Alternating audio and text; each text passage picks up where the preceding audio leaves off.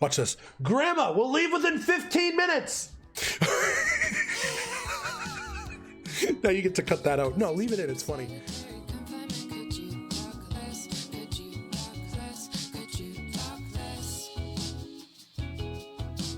Oh yeah, I'll do the intro. I'm so good at intros. I'm the best at intros.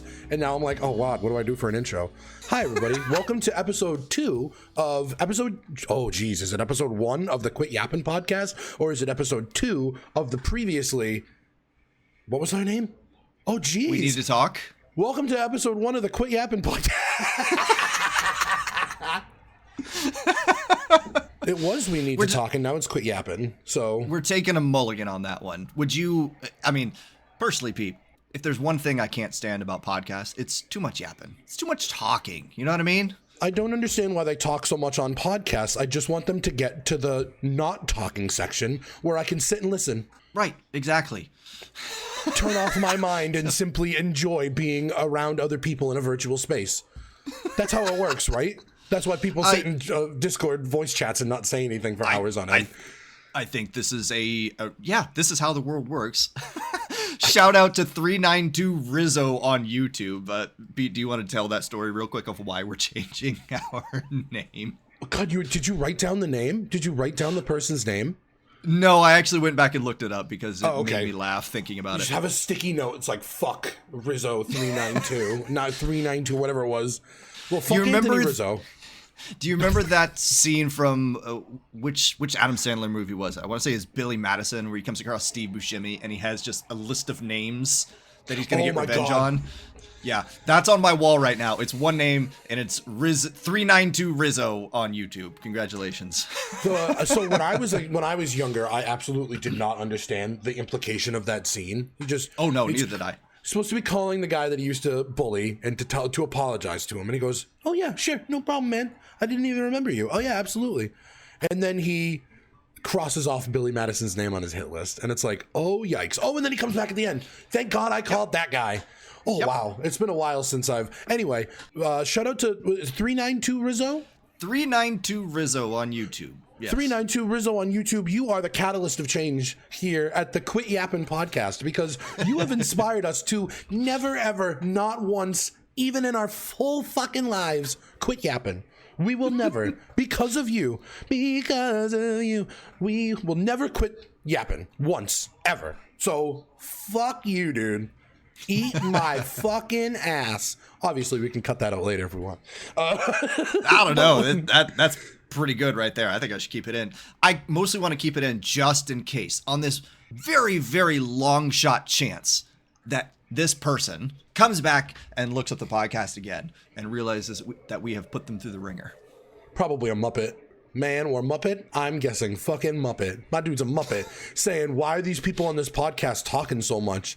Unbelievable. Who do they think they are talking on a podcast?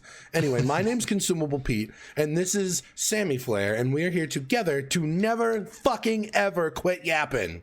That's an intro. That's a fucking intro. So the context for this, by the way, is when we put up the first episode, put it up on YouTube, because I've been fighting with Spotify to get things up and find a way to make this. It should just be way more simple than it is. Anyway, the very first comment that we got on this was, mind you, I uploaded it to my personal channel. I uploaded it as a podcast. There is a podcast category on YouTube. It ended up being a little bit over 2 hours, if I recall correctly. And within probably 1 hour of it being uploaded, there was a single comment on there from 392 Rizzo, and it said one word, Yappathon. Mm-hmm. And you and I saw that, and we collectively laughed hysterically at it because it was the exact thought that we just vocalized. Who the hell complains about too much talking on a podcast? It's almost as if my dude watched a movie and said, wow, they showed me a lot in this hour-and-a-half film, and I'm really put off by that. I don't like being shown things during movies. I'd rather listen. It's like, so, is he just misguided in all of his expectations of media? When he plays video games, it's like made me do stuff fucking 1 out of 10. Had to interact with NPCs, didn't like, returned. Canceled next order for sequel. Like what? Picks up a book, too many words on the page. I had to read this book, so it's asking a lot of me. Just everything that this man does. This food, very tasty, and I had to keep putting it in my mouth. 1 out of 10 stars. I won't be back to this restaurant. They gave me way too much food to ingest. Have we accidentally stumbled on something here? Could this individual just be subjected to overstimulation at all points of their lives? Could this be our... This might be like a future podcast topic, just the life of this individual, like the speculative life of this individual. I actually do have a really unique future. I don't know if it'll be on the podcast or if it'll be on the stream at twitch.tv/consumable Pete. Boom. Nice plug. Yeah, thank you. But I actually want to do, once we're done watching Spyder games, I actually want to do, I basically want to like plan out what I think the rest of the show would have been like. We will cover that on a later date, but the quick and dirty version of this is Spyder Games is a show on MTV back in 2001, I think? 2001. It's basically a soap opera, but you know more about this than I do because you are the one that's hosting these streams every week. But I believe, if I recall correctly, that they were essentially canceled because of 9/11. Unfortunately, production stopped because 9/11 occurred, and then because of the state of the show being the only soap opera on MTV and it not having a lot of viewers anyway, they basically just went, we don't need to resume, which is really too bad, because there were the actress that plays Natalia, I think her name's Sean Batten, genuinely decent actress, at least at that point in her career. And it stinks that it didn't go any further than it. There are a few people from that show who have current jobs on television. There was a moment last night where somebody asked the question, is there any character in this show that is likable in any capacity? And your answer was no, but the actress that plays Natalia is legitimately a good actress. And I will agree with you. Like, if there is anybody in this show that can make me feel immersed in it, and we don't have to get too terribly deep into this because sounds like it's going to be a future topic. It is this actress. She does a phenomenal job, and she is one of the lone pieces on this show that I feel like I can take her seriously. Like, she's not acting out of irony. She's not acting or lacking acting because of, no experience, no classes, whatever. I don't know. She seems like she's better than this show gave her. When it comes to acting, I think in that regard, at least, it's about believability. And I don't believe anyone else on the show is playing a character. I believe they are reading lines. I do believe her as her character. So I think she did a really good job. And we're going to talk about that more in the future because I have the strangest, weirdest obsession with this show now. It is in my brain way too often. And is it consuming my life? No, it's not. I wouldn't say that it is. It's consuming your Saturday nights. It is consuming my Saturday nights to the point where even last night I was like, oh, fuck all this other stuff. Let's just watch Spyder games. So yeah, it's bad, but it's also it's the right kind of bad. It's the right kind of, it's so bad. It's funny kind of thing, but it's not even so bad. It's just, it's not that bad. It's a soap opera on MTV. You can't expect it to be masterpiece. Literally, and because of what exactly as you explained, it is a soap opera on MTV. It's exactly what you expect it's going to be out of a soap opera on MTV. Hey, shout out to Sean Batten. I did look her up while you were talking about all of that. And yeah, so Spyder Games is the second most tenured show that she was on, 65 episodes. She did a bunch of one-off stuff. She was on Just Legal for one episode, The Lone Gunman for one episode. She was on Beverly Hills 90210 for 2 episodes back in 1998. What was she like, girl with the food tray? Officer Tammy Hansen. She had a name? She did have a name, yeah. Officer Tammy? What? Oh my God, I can't imagine Natalia as a cop. Oh, lock me up. But the longest running thing that she has is on a TV series called Sunset Beach. Yes. Okay. And I don't know what this is. It also looks a little bit like a soap opera. We will have to dig into this at a later date. 244 episodes. Yeah, she put her time in 2 years. Yeah, that's a soap opera. That's definitely a soap opera. If it's definitely a soap opera. 246 and 2. Wow. Oh, I hope she got paid. I hope she made that money. Holy crap, that's work. Those people, shout out to any soap opera actor because those people fucking work every single day. They show up to work every year, every month, every week. They just keep going. They just, wow. I've never gotten into soap operas at all, but I think what is the funniest part about them to me, and this has definitely come just right in my face, as we're watching Spyder Games. Hold on. I could have phrased that better. Yep. Okay. Definitely could have phrased that better. Whatever. Okay. No, nobody listens to us. Hi, Assad. Anyway, Spyder Games is coming on your face. Yeah, Spyder Games coming on my face. But I love the logic of soap operas. And they can pull something out of left field, talk about characters that we have never even heard of before. And I think that's where we ended last night. I sat back and questioning, where did this family thing come from over here? As far as I know, this has never been introduced to us, not once before. And now all of a sudden, some dude is getting punched in the face because he's trying to rescue his family. What was it, from Cuba or something like that? Holy cow. That. It literally never comes back. Like, spoiler alert, that's the end of that story. Okay. 2-episode arc. It was literally 2 or 3 episodes in a soap opera, which is wild because soap opera arcs are hundreds of episodes sometimes. This is a 2-episode arc in a soap opera. And it's wild that they even just decided to do it. I don't know why they did it. Because it convolutes the already other convoluted storyline. It's nonsense. Right, exactly. You're taking octopus tentacles and just dicing them up and then throwing them in the blender and then trying to stitch them back together. That's essentially what's happening here. What a gross way to put it. Thank you for putting it that way. It is 9 o'clock in the morning. I have told you I have much less of a filter, but more so on my face. I have no filter at this point during the day. I will clean it up as I go along. This is church? Is this church? This is church now. This is true. Is this the new church? Where there are 2 or 3 gathered in my name, there I am also. So, granted, please. I don't think Sammy, you're gathered here in the name of Christ.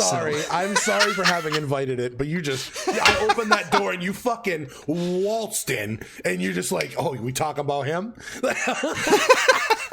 Let me tell you about my friend Jesus real quick. Shout out to every Jeopardy episode that you watch on Sneet on Saturday nights that somehow includes a Bible category, and I always knock it out of the park. You get every answer before it's even, and you've typed it in chat before it's even said on stream, and it's like, what the fuck, dude? It is divine inspiration. Every single you go,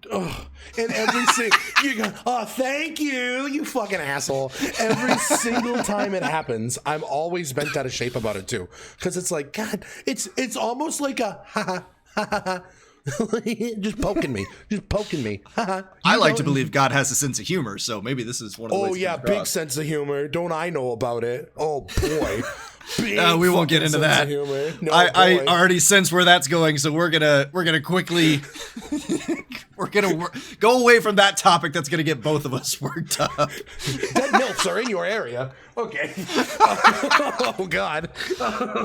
Thanks again. Instead of getting upset about something in real life and something that matters, I promised that I was gonna tell a story real quick that I will get worked up about before we talk about nice things on stream today. This is good. I like this. Yeah. Release the anger. Exactly. Get all of this frustration out. I am about to get on a plane today and start another 10-day work trip or so. So having this little bit of catharsis time right now before I head to the airport, it's going to be wonderful. Anyway, so before we started recording, I was just scrolling through YouTube and I ended up on a Last Week Tonight episode with John Oliver. I love that show, by the way. It's fantastic. It only gets better year over year. But I happen to be watching an episode about municipal violations, essentially like speeding tickets, that kind of thing, and how they can just get outrageously expensive over time. If you can't afford them right out of the gate, like you get on a payment plan and all of a sudden this actual $41 ticket that this woman in like Alabama got became $600 because she was paying it off in like $10 increments, but it was going towards her payment plan fees, not actually going towards paying her ticket. It is just the stupidest thing. And it made me remember that there is a government association here in the state of Texas. It's called the NTTA, the North Texas Toll Association. Oh boy. And yep, there are toll roads all over North Texas, and historically has sent me bills anytime that I go through toll roads. And I make a point to avoid toll roads. Like, I don't feel like paying them. They don't save me that much time. They're not worth the cost unless I am really in a hurry to get somewhere. And it does actually shave off like 20 minutes for my commute. I don't think I've used a toll road in the better part of 2 years.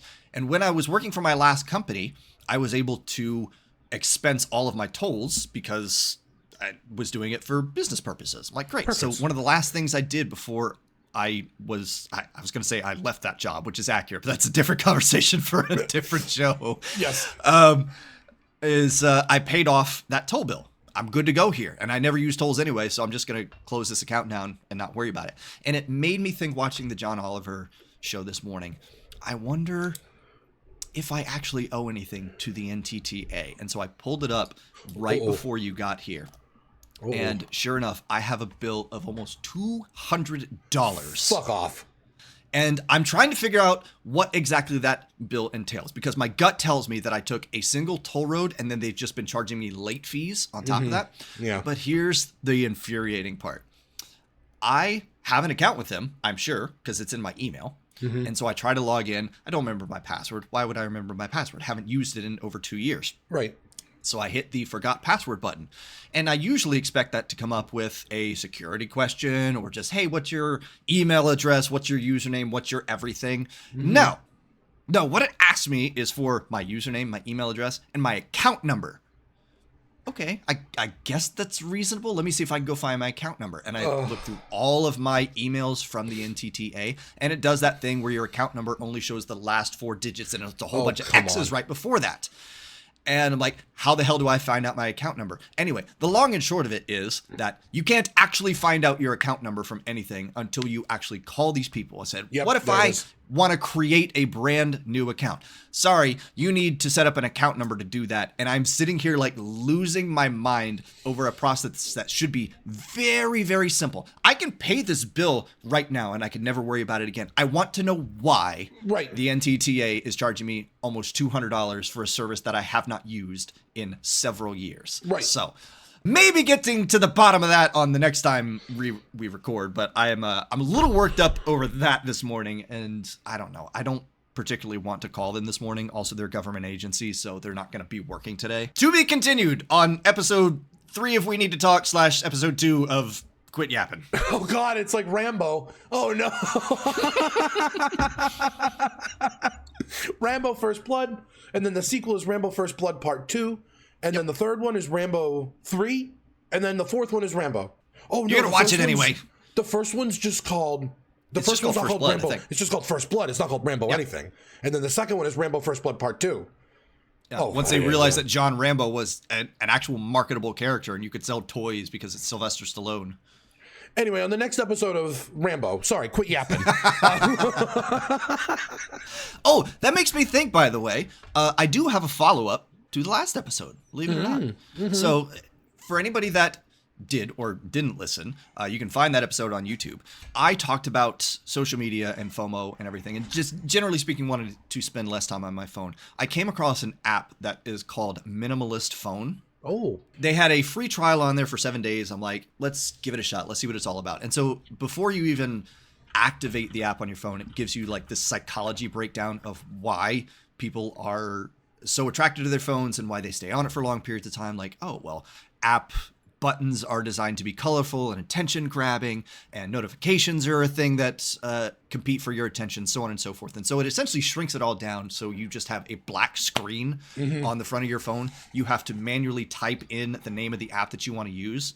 There are some really, really great features on it. But what I ended up finding out is that it became more of a frustration than anything. Not because I felt that I was having barriers to see the things that I want to see. Like, it's not like detoxing from an addiction. It was more to the point of just, it's frustrating. For instance, when I'm in an airport and I need to pull up my boarding pass and I have to physically go and search for the airline that I'm on and do all that nonsense. And I'm so used to clicking a button to pull up my photo gallery if I want to show a quick screenshot or something like that. And everything just became more difficult. The takeaway that I get from it is the psychology behind it so that I can actually do something about it. You know, and like maybe I turn my phone on grayscale to like take away some of those things and set timers on certain apps so I'm not just doom scrolling the entire time. But I'm glad that I did some kind of experiment on that. And phone usage in general has gone down, and some of the FOMO on social media has gone down as well. So, you know, there's a somewhat happy ending to that story.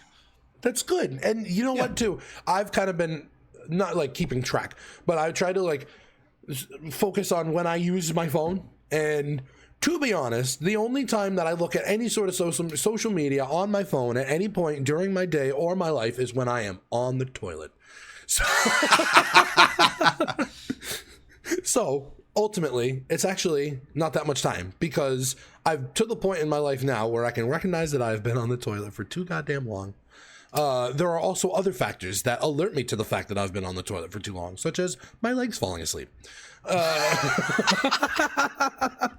So I find that I don't spend too much time on my phone. I'm always at my desk on my computer, but even then, like I don't go to Twitter because I don't follow a lot of people. The only things I see on Twitter now are like 3 or 4 people, which is probably fine. And then I don't know, Twitch. There's like stories on Twitch. I don't use them. I'm thinking about posting. Segue possibly. Possible segue. I've been thinking about posting vacation photos on Instagram. I would throw you a like for those. I genuinely like most of the pictures that you take anyway. The camera that you got most recently has been a phenomenal asset to you because you already have an eye for photography in general and just knowing framing and everything and lighting and all that good stuff. But you know, when you have that interest and when you have that level of skill, the right tools make all the difference in the world. So the pictures that I've seen from you since getting the camera have really stepped up your game. Thanks, Sammy. I appreciate that because that also validates my purchase. It's like, oh, good, I made the right call because you get nervous. Like when you spend money on like a side hobby or anything, it's like, oh, I spent a lot of money on this. I hope it's going to be worth it to me. And I think it's been worth it to me because I think some of these pictures have been pretty good. I'm trying to get that picture that I snuck yesterday that I wanted to show on my stream. It's like a candid photo of somebody sitting on a beach. Not like sorry, that sounded super creepy. It's not. Now I need to. Oh damn. It's not creepy. It's from directly over their shoulder from a distance of 3 meters. It's not like I did to the bird in Bar Harbor, which I legitimately got about 2 feet from that bird to take a picture of it, and it was looking over its shoulder the whole time going. It side-eyed you. The hardest I've ever seen a bird side-eye anybody, which is saying something because birds have eyes on the side of their heads to begin with. I'm not going to lie, with that bird picture, I was genuinely, hey, also, if you want to see the bird picture, maybe it'll be on my Instagram. There's the plug.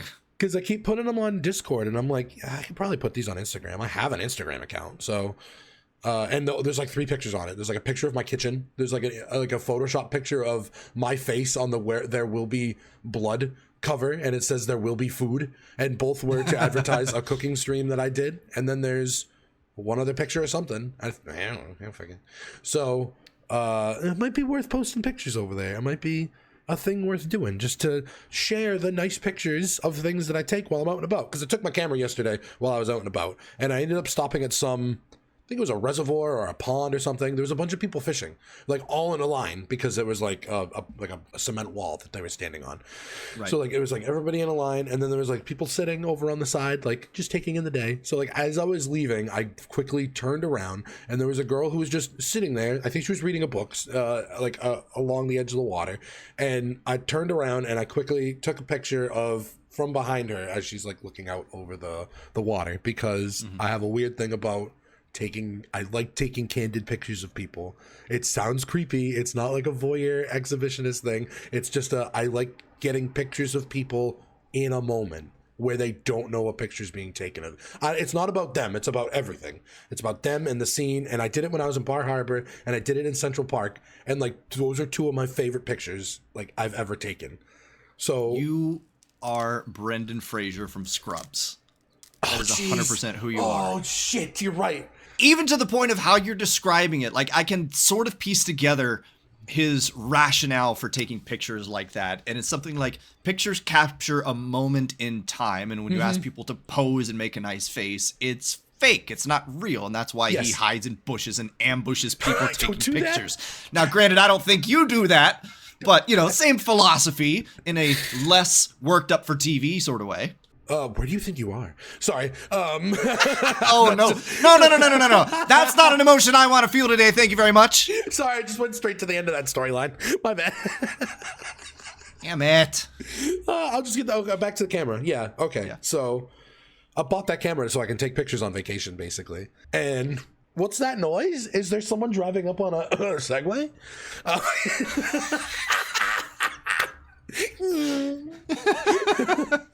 That's just the sound of someone farting as they go by. I'm sorry, you were drinking. I'm sorry. I don't realize these things are occurring, and I'm just making jokes. No, because the first thing that came to my mind was gas-powered Segway. That kind of gas. We are Powered by children, farts. it's fine. Welcome to the future of transportation. This is... Do you remember what they called it? Do you remember what they called it, Sammy? They called it... No, I don't. It. Oh, you're right. When they first debuted the Segway that could... The one that you just lean on with the handlebar. You lean forward to go forward, you lean back to go back, and you lean left and right. When they first revealed that, it was like... They made the biggest deal out of it. They said, this is going to revolutionize transportation. This will be the way that people get around in the future. And what did they called it? It. They literally just called it It. And it somehow, I don't know how, but now they're called Segways. What I remember specifically about that is not necessarily that cultural moment, because I do remember that, but I remember more and associate it more with the South Park episode that I was about to bring that up. Yes. Yep. Oh my God. Exactly. So I saw that as a young person, and I didn't fully understand the implication of the device. Mm-hmm. That it stimulates you, and you must stimulate it in certain ways. It's a very transactional means of transportation. Let's put it that way. Ow! That's a good way to put it. Happy Pride. How dare you? Well, it's especially good for anybody that's seen the episode because, oh boy. Yeah, they will understand. It's funny, too, because that show makes you question. It's like, are these guys allies? And it's like, I think they are. I feel like they are. I've been actually doing a long run rewatch of so much of South Park right now, and there are some things about the show that make me uncomfortable still, because and I will not get into it because we don't need to cover those. I think what I respect about Trey Parker and Matt Stone is the fact that they pull no punches on anybody. They will actually make fun of anybody and everybody, to the point where they when Isaac Hayes quit the show, Isaac Hayes was the voice of Chef, and he ended up quitting the show because they made fun of Scientology.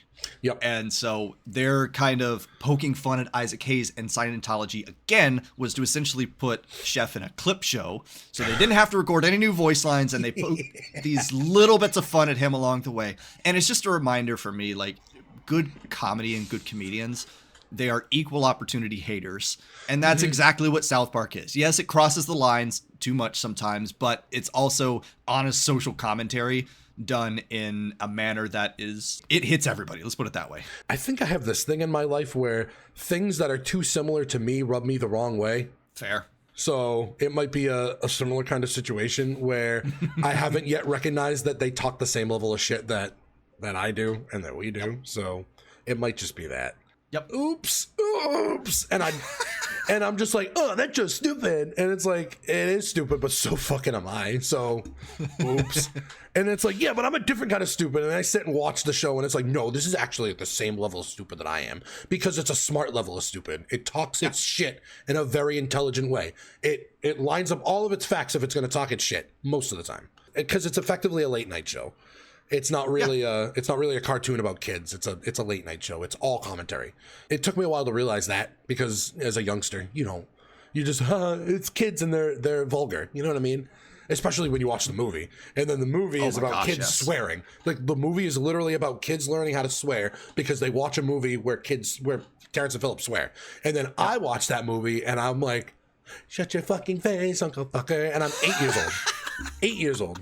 8 fucking years old. And that's probably, that explains a lot. In my adulthood, I realize now why my parents did not want me to watch that show as a child. Yep, yeah. Because when you're a kid, again, it's like, but they are kids, and it's a cartoon, and they're funny, and I just want to be a funny kid cartoon like them. And it's like, no, but you don't fucking get it because you're a kid. It's like, no, you don't get it because you're an adult. And then you watch it as an adult, and it's like, oh, fuck, I would never want anybody my age. My nephew's my age when I was watching. I would not want him watching that fucking South Park ever. Well, are you fucking kidding me? So it's such a dichotomy. Life is so strange. It's so funny. Like going back to like aging and like shit they don't tell you about. They don't tell you that your your parents' views are suddenly gonna fucking make sense. Yeah. Like older people, the way that they think when you're young, you're like, oh, shut up, you stupid, you don't know what you're talking about. And then you age into that, and it's like, oh no, I'm stupid, I didn't know what I was talking about. It's just a perspective thing, but it's funny. Well, now that we have successfully derailed your actual segue, you want to just jump right in? Right, I was like, oh, that's going to be hard to segue back. Because we were talking about segues, and you know when people usually use segues? When they're a tourist on vacation. There it is. Well done. Well done. The fuck in. We're going right the fuck back. So today on the Quit Yappin podcast, we're talking about something special, ladies and gentlemen. Who wrote this? Chat GPT? God, I should have. Next time I'm gonna do a whole Chat GPT intro next time. It'll be you know what though? Lord. This was a good just briefly good intro today, I think. This was a good intro. We threw some water and some soap on that slip and slide and we got right into it, I think. People, when they're on vacation, ride segways. And now we're talking about fucking off. Last week we talked about growing up. Last week, I say it like it's a weekly thing. Why is my brain broken like that? I'm going to keep doing it, and it's going to confuse the shit out of people. But you know what? I'm going to keep doing it like it's a weekly thing. But we're just going to record it whenever we want. And it'll be like a running joke where it's like last week and now this week and next week. But like next week won't be for like who fucking knows. I'm sticking with that. So last week we talked about growing up, and my whole thing is grow up or fuck off. Genuinely, because people need to. But so in a different sense of fucking off, not in like a go away kind of place, but actually, yeah, go away, fuck off. Take your mama out all night. Show her what it's all about. Go on vacation. That's what I want to talk about. Fucking off, because it's something that I've. When you're a kid, you do it with your family. Yuck! It's like going to church. Sorry, that's rude. You're like, oh, no, great. It's okay. I honestly had similar feelings about going to church in my childhood too, so we're good. Was it like a thing where you were like finally able to like go to church like alone? You're like, oh, this is so much better. Once it became my choice to do it, yes. Yeah, okay. So it's similar with vacation. I don't want to get too far into details, but a couple years ago, I started taking time for myself. There we go. That's a good way to put it. I wanted to start taking time for myself. I had the only vacations that I really went on as a kid with my family were to Hampton Beach in New Hampshire. Doxed. You're not there anymore. Not there right now, but I could be there one day soon. Catch me at a Hampton Beach near you. Are you international podcast sensation Consumable Pete? I know that voice. Waiting for the day. I'm waiting for the day. And at which point I will vomit, cry, and run.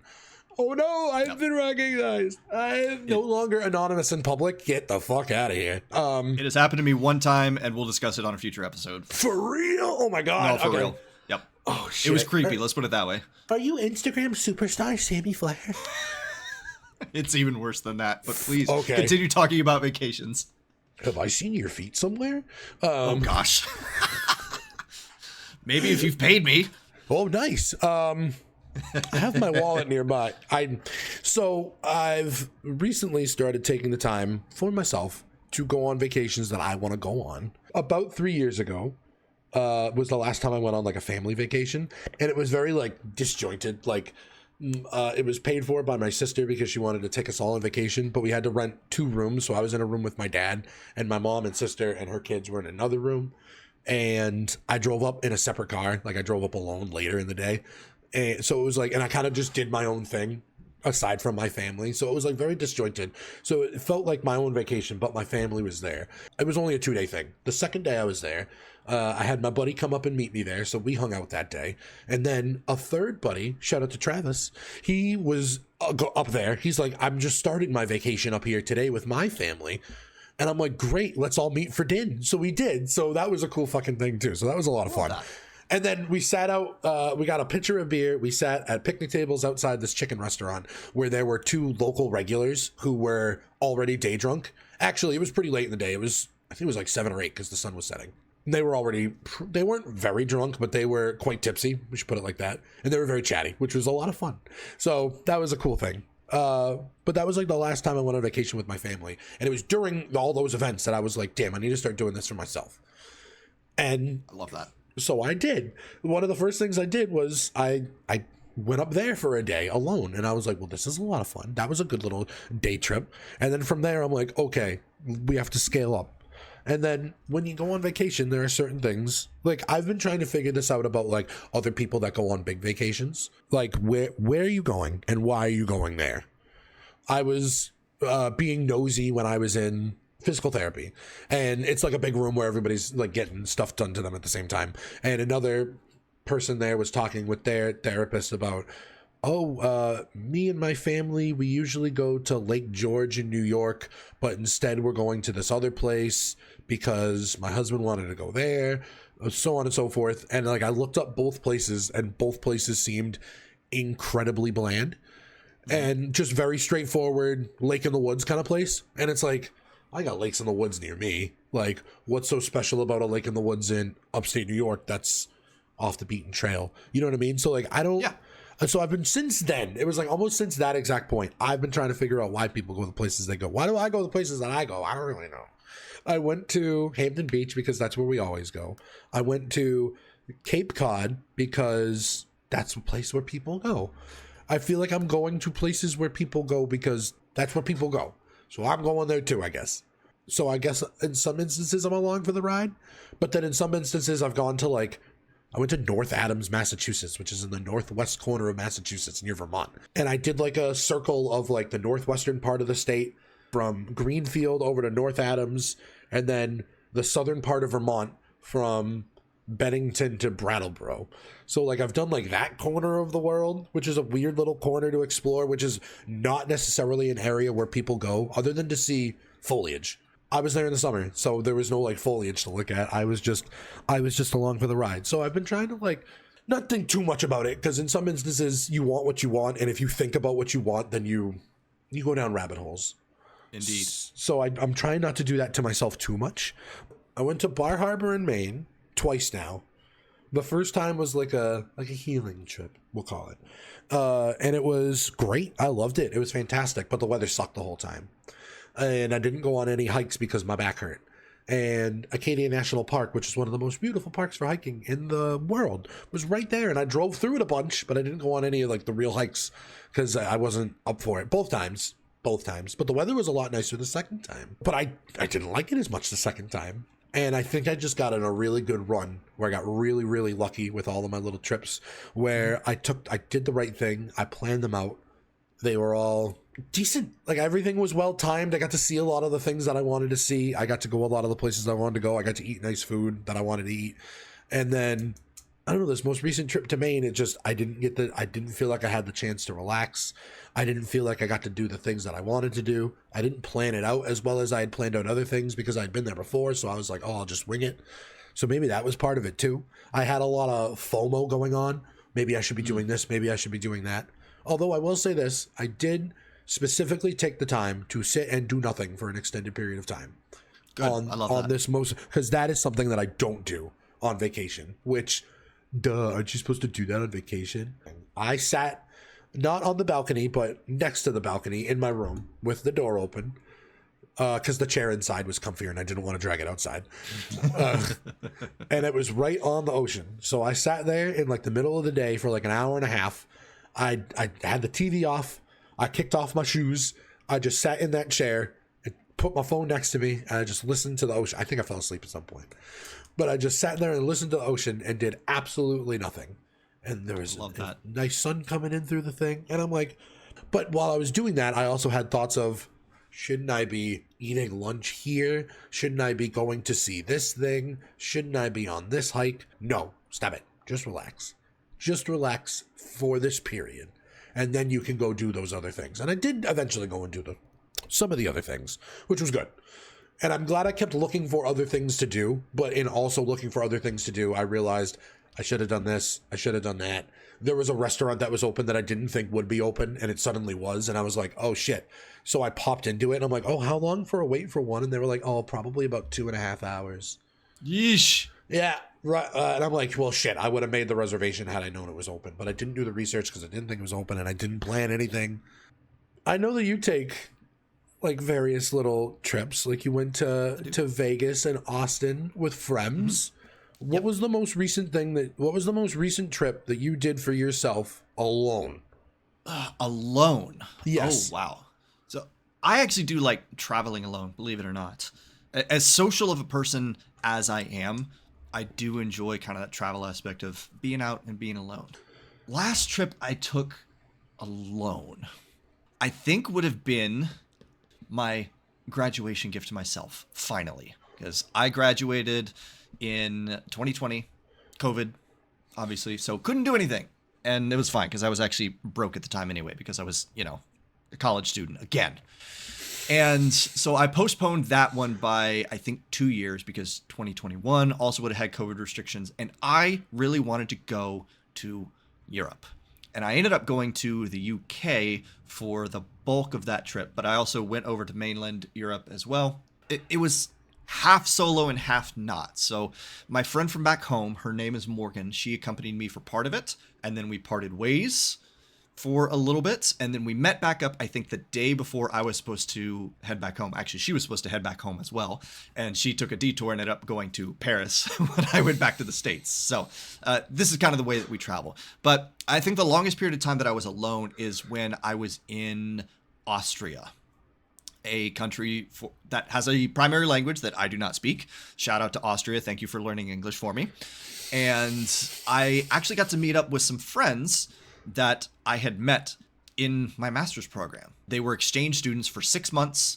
I told them that I was going over there. They're like, oh yeah, come stay with us. Let's go have dinner. Let's go do all these other things. And so, it was a great couple of days, that little bit of respite in there where it was just me. And I feel like I'm exploring a new place, experiencing new things, talking to people that in some cases don't speak my language, trying to figure out a much more robust mass transit system that actually makes sense while it's in a different language, mind you. And it was one of the best experiences that I had. And I've taken several trips like that in my past, but I think that's the most recent one. I think it was 2022. That sounds lovely. So, I talk about going on vacation. I've never traveled because I've never actually left the country. You're missing out. I know, right? I've genuinely only left New England 3 times now. Okay. So where were those places? Yeah, let's talk about those 3 times. First time, Washington, D.C. on a class trip in 8th grade. Right. It's that. You see my face. Apparently a lot of schools do a class trip in 8th grade to Washington, D.C. I don't know what it is, but it were wild days. It was 7 to 10 every day. And you shouldn't be doing that to kids who are on a school trip. Those are long fucking days, especially for kids who might be traveling away from home for the first time. Yeah, that's a lot to ask out of some of these kids. I did not appreciate that. We had to be up at 7 to be on the bus for 7:30 every day, and we weren't getting back to the hotel until 9:30, 10 o'clock at night. And it's these are long fucking days. And I get that they were trying to get us our money's worth and trying to take us to as many places as they could, but holy shit, and I wasn't there on the day where we picked roommates. So I ended up with kids who I didn't fucking know. So that was weird. Right, yeah. So I had to sleep in a hotel room with 3 dudes who I did not know for 3 nights. And I'm this is just odd. I did not appreciate it. It was genuinely terrible. And then they gave us horror stories about you can't leave your room. If you leave your room, there's bodyguards from the local. They would play football at the local university, and they'll make sure. Yeah, I don't think that was the case. And it's they duct tape you into the room at night so that if you come out, they'll hear the duct tape and they'll see that you came out of your room. None of that was interesting scare tactics. None of that was true. Absolutely none of that was true, which is very funny. Pretty sure it's illegal. It is. That's called kidnapping, I think. Yeah. You can't lock kids into rooms. That's a fire hazard. Regardless. That was the first away from home actual big trip that I did. I liked it. Looking back on it, good trip because we got to see a lot of Washington, D.C. I don't remember a lot of it now, unfortunately, because that was half a lifetime ago. That was literally 20 years ago. Okay. So that's the first time I left New England. Second time I left New England, I went to Syracuse with my buddy's family to go to the New York State Fair and to visit with his family's family. Interesting, the New York State Fair is in Syracuse, of all places. It is very strange that it's in Syracuse. It's not in Albany. It's not in the city. It's not in any other part. In the city. I know it's a big fucking state, but of all the places to put it, Syracuse. It's kind of near the center of the state, so it kind of works. It's a nice city. I would just as soon expect Buffalo. why not Buffalo, right? Why not Buffalo? That way, you give people the opportunity to like give the middle finger to Canada, because that's a thing that all New Yorkers do, right? They just stand at the edge of Niagara Falls and just go fucka, and they just give them the finger. Yeah, and then Screw you, Toronto. People on the other side going, "Whoa, no, I think they're being rude." I'm not your buddy, guy. So I went to Syracuse, and it was nice there. Syracuse reminded me of home city, and Blackpool, where we spent a lot of time with his family, which is on the other side of Lake Oneida, if I remember correctly. It's not one of the Finger Lakes. It's a big, just fucking fuck off lake in the middle of the state. It's almost like a big pond because it's very circular and there's like not much around it, so you can see the whole thing. But it's just fucking goofy, weird little lake. Then there's a big mall called like Dreamtown, USA. It's not called that exactly. I can't remember what it's called. But then Blackpool reminded me of local small town that's near local home city. Right. So it all felt like home, and that was a nice little trip. That was very relaxing. We went to the New York State Fair for like one day, which was tiresome. It was a very long day, but all the other days we just sort of like hung around. So that was pretty cool/fun. That was the word I was looking for. That was pretty cool. There we go. And then the third time that I left New England was a month ago to go to New York City to visit with Chris and Kristen.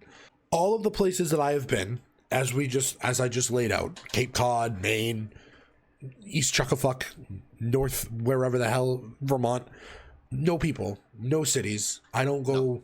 I stay away from cities and people because I like quiet. People. Yeah, basically. My therapist told me that I stay away from negative situations. And I'm like, yeah, dude. How do you think I am as healthy as I am right now? Yeah, really? That's why I don't leave the house. I told him, like, some days I'm afraid to leave the house because I'm afraid that, like, I don't want to have negative interactions with people. And he's like, it sounds like you fear negative interactions. And I'm like, yeah, that's what I just said. So, so that's one of the reasons I stay away from cities, because more traffic, more people, more opportunities for negative interactions. I guess that's... Boy, is that ever the case in New York City. To be fair, 99% of everything that happened there was like one slight thing that happened, and it wasn't even that. It didn't make me mad. Like, I shook it off like right afterwards, but it was stupid, and it's worth talking about because it's funny. But New York City, technically, and that's going back to my tolls by mail. They sent me $5.05 worth of tolls for traveling on a portion of 95 doxed. The toll is actually $3.05. The surcharge is $2. Naturally. For sending me the bill. I don't go to Boston, doxed. I don't go to other big cities in the area, but Chris from New Zealand, also doxed, and his girlfriend were coming to visit New York City. So I was like, well, I have to meet my friend from New Zealand because probably not necessarily going to have many other opportunities to do so. Travel out of New Zealand is difficult. Travel into New Zealand is difficult. Just not even hard. It's costly. It's expensive, and it's far away. So it's that's definitely difficult. It's literally the other side of the world. So to have the opportunity to hang out with a friend from the other side of the world, to drive however many, it ended up being 2.5 hours of driving, which is not too bad. 2.5 there, 2.5 back. So I'll say this: my one day in New York City was probably like in the top 3 of things that I have done to travel and to fuck off. What a fucking place. And I know, like, there's like the romanticized version. I've never really bought into the romanticized version in New York City because whatever, who cares? It's a big fucking city with a lot of fucking people. It's dirty and it smells. I get it. Cool, whatever, keep it. That's how I've always felt about it. So he's like, come visit New York City, and I was like, okay, I guess I need to do some fucking research. And I didn't do enough research before I went. I've since done more research, but I drove 2.5 hours from where I am to New Rochelle, New York, which was a decision because again, as part of my research, I specifically wanted to drive as close as I could to New York City, get on a train into New York City, and then not have to deal with getting around the city with my car, My car is in a safe location that isn't necessarily in New York City. An excellent decision, by the way, because I have driven through New York City. I've driven through Manhattan and Brooklyn and the Bronx and everything. It is just a absolute nightmare. Driving itself, never mind trying to find parking. So, great decision. Talk about an opportunity and endless opportunities for negative fucking interactions. Oh my God. Oh my dude. word, yes. So I wanted to drive as close as I could because there were multiple different places that I could drive to. I could drive to New Haven, Connecticut. I could drive to Bridgeport, Stamford, Danbury, Connecticut. All different locations upon which the Metro North line, the New Haven line of the Metro North Rail stops. So along the way, I actually saw quite a few of the train stations, which was actually kind of funny. Didn't drive through New Haven on my way there, but I ended up driving through Bridgeport. I saw their train station. I'm like, that's a big fucking train station. Drove through Stamford, saw their train station. I was like, that's a big fucking train station. Kept driving to New Rochelle, which I said I wanted to get as close as I could to New York City without being in the city. I did. I didn't realize it, but the southern border of New Rochelle is aligned with the northern border of the Bronx. So, okay. Yeah, did it. Got as literally as close as I could without getting all the way there. Nailed it. I parked.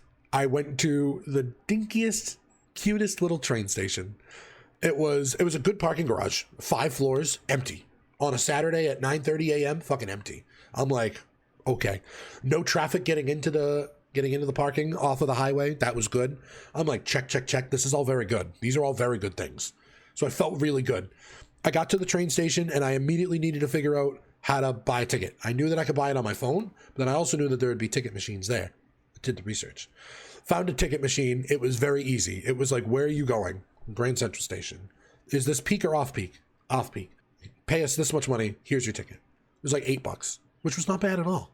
So I parked. I had to pay by the hour. It was like $2 an hour, I think. I got on the train. It was a cute little platform with a cute little station. Dinky little station. Just like literally like an old train station building from must have been from like 50s or 60s. It was cute. It was really adorable. Not a lot of people there. Kind of thing you would see at Disney World as you're getting on the train stations there, yeah? It genuinely looked like one of those like dinky, cute little, like with the roof and everything. I'm like, oh, this is nice. So hung out, waited, I think maybe 15, 20 minutes for the train, got on the train. It had a few people on it, but it was a Saturday and there was a bunch of kids on it. So they must have been going somewhere for something.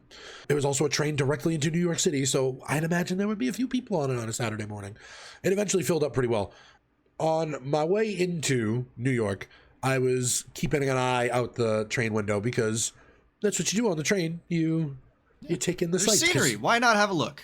You're going literally the right speed to take in all of the scenery, so it's perfect. And there's a big fucking window for you to look at everything. So I didn't want to sit there on my phone. So looked out the window, took in all the bridges on our way over whatever river into the Bronx.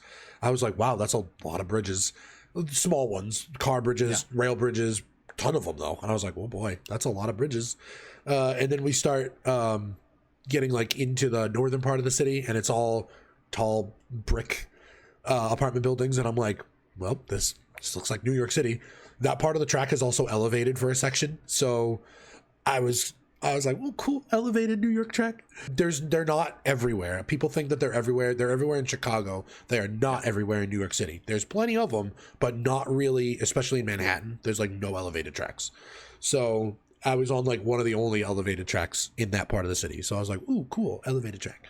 I kept like looking down like the sides of the side streets to see if I could like see anything that I recognized. It was cool. And then at one point you eventually get to a tunnel where you kind of realize that there are a bunch of rail lines in the tunnel with you, and it's like, oh shit, this is a lot of infrastructure. And then you get to Grand Central Station, you see Grand Central Station, you meet your friend, oh, my friends are here, yay, hug your friends. I gave them the shit where I was like, I acted like I didn't know them, and I started walking past them, and I was like, I'm here to meet my friends, have you seen them? Which doesn't make any sense at all. That's such a dad joke. Grand Central Station, beautiful. And then we step out of Grand Central Station, and there's just immediately the tallest buildings I've ever seen. I immediately went from skeptical about a dump to, oh, wow, New York City. The romanticized version was starting to hit you. Oh, it hit me real quick. And then we stopped at like a little, it was like just like I don't even remember. It was just like a little bakery kind of deal where they had these massive donuts. They were huge, not as big as your donut from Texas size donut. But these were big donuts. They were like genuinely like maybe 6 inches across. Big boy donuts, bigger than a softball. I'm like, ooh, there's a big donut. So we got one of those donuts, and I got a full flavored Coke for some reason. I'm like, I'm gonna need the caffeine. By full flavor, I mean not zero. I'm like, just give me the sugar, give me the caffeine, give me it all. As we were walking away from there, I was like, yes, I've got my donut and I've got my soda, and I literally like held it up in front of me like this. And as I did so, a pigeon shat on my hand, and I went, ah, yes.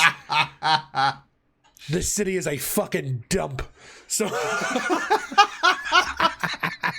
how quickly the mindset turns. It's almost as if New York City was alive in and of itself and said, this guy's having too good of a time. Send in the pigeons. Get him now. I wasn't even mad. I just laughed. I'm like, that is way too funny. I ended up just going back to the place and just getting a napkin and like wiped it off.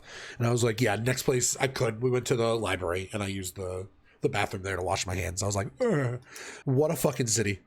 What a beautiful, insane, gorgeous, unbelievable city. It has like all this old infrastructure that was built almost 200 years ago, and it's all still standing because they built it the right fucking way. All of the subways are coming up on like 100 years old, and they're all still just around the clock. They just go all the time. We went to the library. We ended up getting a Fallout tour at the library, and by that I mean, when you play the game Fallout and you get to some certain cities, there'll be like a little kid that'll run up to you and be like, hey, mister, you want a fucking tour of this place? Pay me 10 caps. I'll give you the best tour you've ever had. And you pay him the 10 caps, and he goes, these are the fucking bathrooms. Have a good day. So we went on a free tour of the New York Public Library, and I made the joke, I'm like, we're going to get the Fallout tour. We're going to get like the shittiest tour we've ever been on of this fucking library, and we won't even have paid anything. It was free. But it was like an exclusive tour. It was only for like a certain amount of people. They only did it like once a month, and you had to sign up at a good time to make sure you could get a spot. So that was all arranged. Everyone was very excited to see the New York Public Library and its famous locales and its extremely gorgeous architecture. I will say that. But we got the Fallout tour. This girl, who must have been in college on an internship or some stupid bullshit, she wandered us around the hallways of this place, literally going, look at the stone. It's so beautiful. They turned away 60% of the granite that they didn't want to use, and now that granite is used in other buildings in New York City because it wasn't good enough for the library. And she's like, touch the stone, feel how smooth it is. And I'm like, okay. And it was hot. It was fucking hot in that building. It was 60 something degrees outside, beautiful day. It was boiling in that building, which I think they do as a deterrent to keep people out. Yeah. You don't want people staying in there. And it's not a public people. No, and it's not a public library in the sense that like, oh, there's just a big room with a bunch of books in it. Like that, I don't even know if that was there, to be honest with you. We did not, there are research rooms, and that's where the money is because that's where all the good architecture and the paintings are. And that's what we wanted to see. And they brought us near one of them, and they were like, we can go into this research room and we can stand off to the side and we can look at the pictures and shit. It's like, ah, yes, finally. And then we left there and we went to the other end of the hallway, and she's like, the bathrooms here are new, but the bathrooms upstairs are old.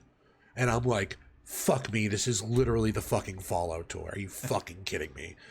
Which bathroom did you end up using, though? This is important. So Chris and I both used the 100-year-old bathroom because we wanted to see this 100-year-old bathroom. We're like, oh, 100-year-old must have like old fixtures and ornate shit, and like it must be really cool. And they must have renovated the other one to make it more modern and like handicap accessible.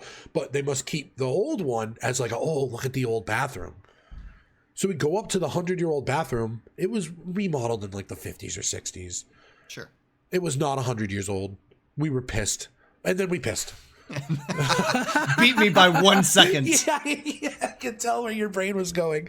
We were mad, and then we took our pisses and fucking left. We were like, well, that wasn't a fucking 100-year-old bathroom. The reason that we wanted to see like the room that they showed, the big fucking, the room that's like the size of like a football field that they show in all the movies, the big long room with the beautiful ceiling and the wide and the windows and like that's, oh, we're in the New York Public Library, and that's what they show you in the movies. That's what we wanted to see from the damn day after tomorrow. We wanted to see that room. We eventually got pissed off with the tour because it was taking too long and it wasn't showing us anything worth seeing. So we said, fuck this. And we walked up to that room and we found out that the only way you could get in was if you had like a research pass, which you had to sign up for like 24 hours in advance. But like anybody could sign up for one, and we're like, oh shit. And they were free. We're like, oh fuck. Or go on the tour. So we sat there and waited for the tour to catch up to us.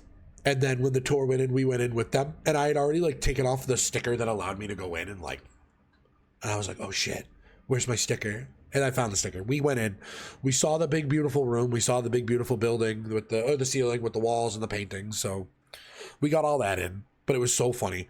Chris was just sort of along for the ride, but Kristen was like, this is fucking horrible. She's an accent, she's Scottish. So it's fucking horrible. It was fucking horrible. It was so funny too, because I even made the joke, and I'm like, I'm so glad that my first hour in New York City was spent wasting my fucking time boiling in the public library on the worst tour that I've ever been on. I was literally just joking because I was just happy to be there. Genuinely, like, no, I'm just happy to be here. From there, we went on and did New York City things, which was nice. We walked to Times Square. We saw Times Square, all the people, all the fucking signage. Like, literally, like, you can see as many pictures of it as you want, but you don't really take in the fact of, like, what it is until you're standing there looking at it. You're like, this is wild. This is, like, some, like, Blade Runner shit. That's where our friend 392 Reza would probably just be like, there's too much stuff happening here. Can we kill it all? No more advertisements, no more lights. Just there's too much going on here. Who do these people think they are? Turn this off. There's a lot of lights and advertisements here at Times Square. What's all this for? Advertise-a-thon. We went to Times Square. There were a bunch of Sikhs, S-I-K-H-S, giving out free turbans, which was cool. Kristen got a free turban and then was like, where can I bend this? And I'm like, that's why I don't want to walk around with a goddamn turban all day. Because they were like, do you want? And I'm like, no, thank you. Because I was already sweating. And I'm like, I'm not going to sweat into a fucking goddamn turban for the rest of the day. Yeah. You're either going to wear it and you're going to sweat in it, or you're going to carry it around and get sick of carrying it around within an hour. It was, yeah, exactly. So I avoided both outcomes because I knew what was going to happen. So didn't do that. We went through Times Square. It was beautiful. We went to Rockefeller Plaza. It was beautiful. We went to the top of Rockefeller Plaza and saw out over Midtown into Central Park, and then like up into fucking New Jersey, into upstate New York, the fucking mountains and shit. And then you can see downtown into downtown Manhattan and the World Trade Center, off into Statue of Liberty. I'm afraid of heights. It scared the shit out of me being up there, genuinely.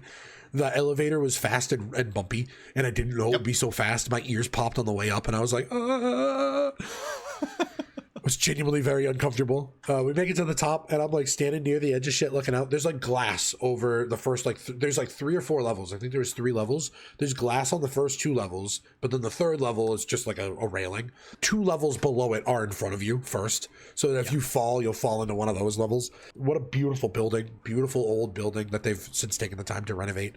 And then you can see, especially from that top one, where you don't have glass filtering your view. And it's like being on top of a mountain. But then you're like, somebody built this. People built this with their hands. It's incredible. And it's still standing. It's still there. It's still standing. It was built almost probably 100 years ago, and it's still standing, and it's not going anywhere because they dug it into the fucking ground. It's incredible, just all the infrastructure. And then we took our time to, we made our way down from there. Ears popped again. And then I lost my equilibrium. We exited through the gift shop, as they make you do. Very smart. A lot of places make you exit through the gift shop, which made me cackle. Of course. Genuinely. They know where all the tourist money is. They have to. Oh boy. Oh my God. There's a lot of money flying around in that city. If you're not careful, somebody's going to take your money on the street. Especially if you're a tourist. They know you're a tourist. They'll start talking to you, and then they expect a tip for something, or buy my CD, or whatever it is. I handed you this flyer. You have to go to this, whatever it is. Don't stop and talk to anybody in New York City because they'll expect money. So I didn't. I made a point not to, because we did quite a bit of walking. We walked for like 12 miles. It was a lot of walking, but it was all told. We ended up going to the museum. We hung around outside 30 Rock. We hung around at Central Park. We went to the Met, and then we walked all the way back. I walked all the way back to Grand Central Station, not realizing that I could have taken a train. Beside the point. Beautiful. The whole day was beautiful, and it was like one of my best fucking off adventures.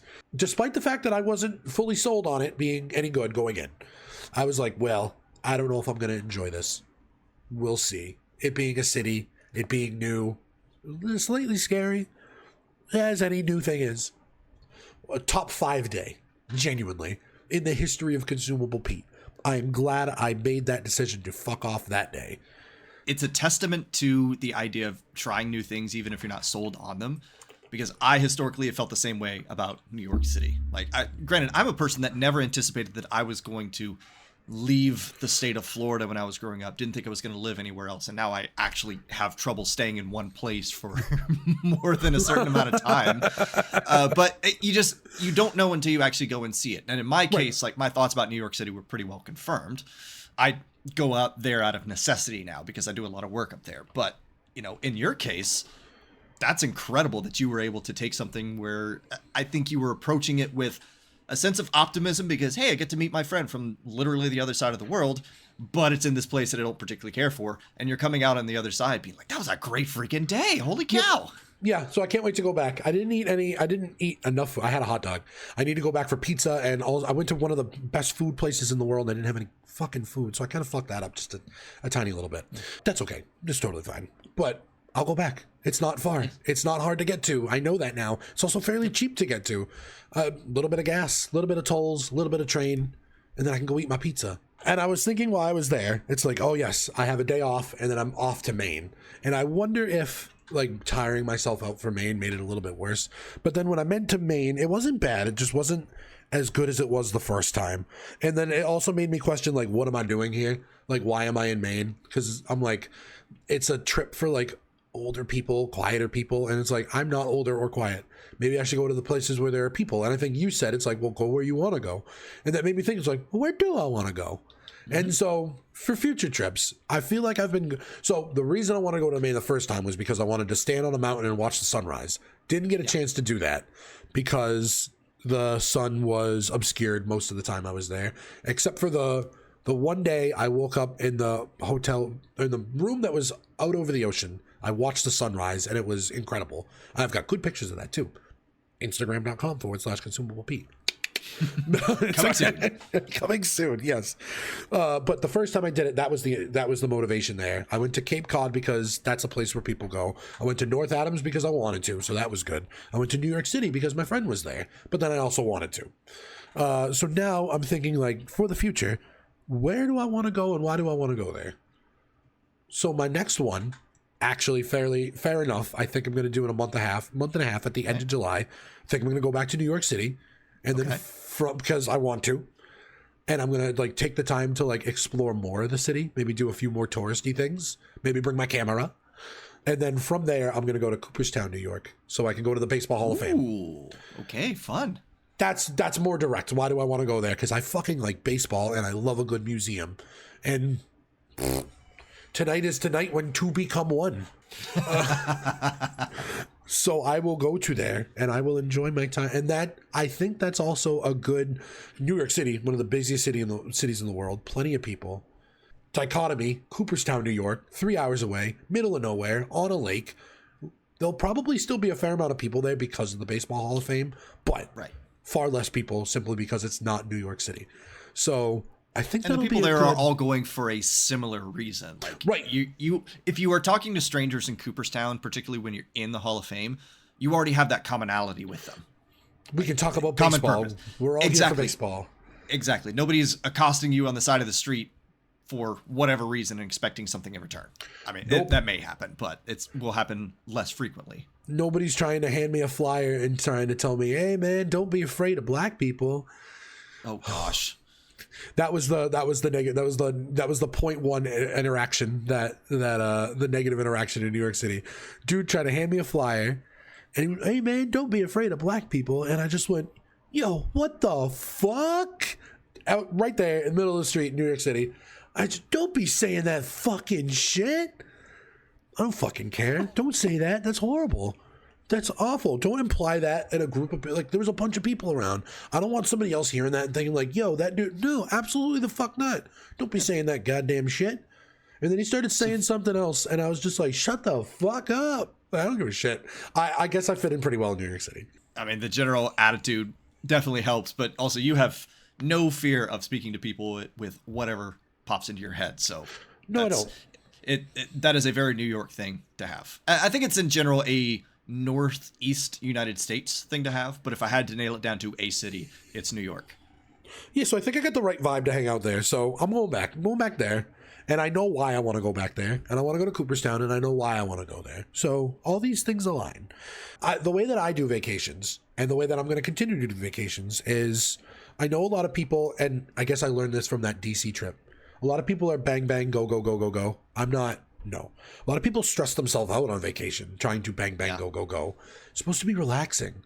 You're supposed to be chilling. You're supposed to be enjoying your time and not stressing. It's about relieving the stress behind because you're on vacation. I don't do that to myself. I don't know why people do it to themselves. It kind of freaks me out. That trip Probably that some sense of FOMO. I guess it is. And I guess that happened to me when I was in Maine. And I guess that's why I want to go on more structured trips where I know what I want to do already and pre-plan them, because that was part of it. If I have a plan, then there is no FOMO because I'm doing the things that I already know I want to do. The trip that you said that you went on to, I didn't write down UK. You did. It was Europe. Was that your favorite trip that you've been on? Is there another trip that is your favorite trip with family even? Family. With family. Yeah. I have there are a couple trips that I keep in my mind for different reasons. Like they were enjoyable experiences for different reasons. The first real international trip that I took as an adult, because I did like Caribbean cruises where you stop in Mexico with my family growing up. Yes, it's international travel, but also you're on a cruise ship and you're going to all the touristy parts of wherever in Mexico you happen to be, and wherever you happen to be in the Dominican Republic, so on and so forth. But I think the first trip that I took for myself as an adult that I treasure was I went to Peru. Ooh. And I did, I hiked Machu Picchu and Huayna Picchu, Ollantaytambo. Great trip in general. Like that was my first like real international trip, and I went with a friend that was, I was living in Idaho at the time and he was living in Florida. We ended up sleeping in an airport somewhere else because our flight wasn't until the next day, and we almost missed it because we were sleeping. Oh. And there are so many memories that I take away from that trip because the brand new experiences, out of my comfort zone, out of my cultural context, out of my everything. And I have those moments where I'm like, I'm sitting on top of Machu Picchu right now. Incredible scenery, mountains everywhere, clouds ducking in and out of the mountain landscape. You look down and you see this civilization that was built how many hundreds of years ago. And I'm just like, holy cow. So like from a sightseeing perspective, I think that was probably my favorite one. From a relational standpoint, I think my Europe trip was possibly my favorite one because I got to go to Manchester, and a bunch of my friends from around the UK all took trains in to see me specifically on this night. It was my birthday, so that was helpful. But like, fair. They wanted to come and see me. They were traveling 2, 4, 6 hours just to come and take part of this night. That's special. Like that is an incredible level of relationship. Same thing when I was in Austria. Go see friends that I hadn't seen in forever. Same thing in Germany. See friends I hadn't seen in forever. So as much as I would probably do things differently the next time I would go to Europe, that's probably my most favorite special relational trip. So I don't know if there's a single trip that I can point to that says this is the best one I've ever taken. They all stick out in my mind because of certain core memories that make me want to do that thing again. That's excellent. I love that. And also in discussing this, I've also realized that, and this is true for I think a lot of people's definition of travel is different. Yes. But like a lot of the travel and a lot of the fucking off I do is fairly local. I like to stay local. To be fair, I like to go places where weed is legal. I'm not gonna lie. Fair. Similarly, like when people go on vacation and they want to have a drink while they're on vacation, I don't think people who like to drink when they're on vacation would go anywhere where they couldn't drink on vacation. Don't go to Salt Lake City. I will not be going to Salt Lake City. I will not be going to Salt Lake City for a multitude of reasons. I also like to go places that I can drive to. I like driving. I like driving my car. I specifically bought a car recently so that I could drive it to the places that I want to drive to. Well, my other car was crapping out on me, but I specifically needed a newer car that I can drive wherever I want without question. So I'm getting my goddamn money's worth. Let me tell you what. But it also made me realize that like that's my version of fucking off. My version of fucking off is driving local. Other people's versions of fucking off is getting on a plane and going to Peru, which is both are valid. Both are valid. And both are important. It's important that both are valid because as long as you get to relax and experience the things that you want to experience and take the time for you or for whoever you're, whatever it might be, if you, wherever you are, as long as you're enjoying not working or not doing what you usually do or whatever it might be, that's the important part, I think. I think it's like oddly healing for us to experience new things that aren't the regular things that we normally experience. Because it's almost like it's like the new synapses firing in your brain that you don't get to. Like, you can go to a new restaurant in town, and that's one thing. Or you can drive 3 hours away to spend a few nights at a lake in upstate New York that nobody goes to, but you want to go there because it's nice and quiet and you know a nice quiet spot and there's a nice restaurant there and that's where your family's always been and it reminds you of when you were a little girl and babushka grandma would take you to Lake Town. So there's a lot of things tied up for a lot of people and the places that they go and the reasons that they want to go to those places. And as you're sitting here outlining all that, it's making other memories pop up in my brain. Like one area that you and I are similar is the enjoyment, the catharsis of driving in general. Oh yeah. And when I lived in Idaho, there wasn't a ton to do in Idaho, let's be perfectly honest. But that's one of the things that I would do. I would just go and I would drive somewhere. And I remember just taking one weekend, I think it was 4th of July weekend, for no reason whatsoever. I said, I'm going to Montana this weekend. Fuck it. Why? Because I can. I don't know. And so you stop at places along the way and going through Northwest Wyoming and stopping at the Yellowstone National Park out there. Whoa. And taking like small trips like that. I don't have as much of an opportunity to do that in Texas where I am, because Texas is a very large state. It's a very flat state. It's a very hot state, so not a ton of those things happening. But the one time I did it from here, I went to the middle of nowhere, Arkansas, like quite literally. It was a place called Jasper, where the most culturally ingrained thing is a Subway. Like there are no chain grocery stores, there's no chain gas stations. Like there's a Subway, and then everything else is local there. And I got an Airbnb for like $70 a night, a little cottage, middle of nowhere, and just did some hiking. Great trip. But, awesome. These things would not normally cross my mind as a thing to do. So I don't know what prompted it, but I'm glad that I did it. Why'd you go there? Was it because of the Airbnb? Why did I go specifically to Jasper? Yeah. So it's kind of twofold, and we can discuss this one on a different episode, but it was actually a bit of it was a traumatic healing experience. Like I had just been through something that was horrendous, and I needed to actually run away. Fair. And as I was thinking through this with my friends, like, I need to go somewhere where I can be out of nature. I need to hike. Texas kind of sucks for that. So where else am I going to go? And somebody said, why don't you look into going into the Ozarks somewhere? And so I looked up places that were off the beaten path where I had access to hiking trails and everything. And that's how I ended up landing on Jasper specifically. But as far as like, was there a specific reason that I said, yes, I'm going to this place? No, not necessarily. It was more driven by, I need to get away from it all.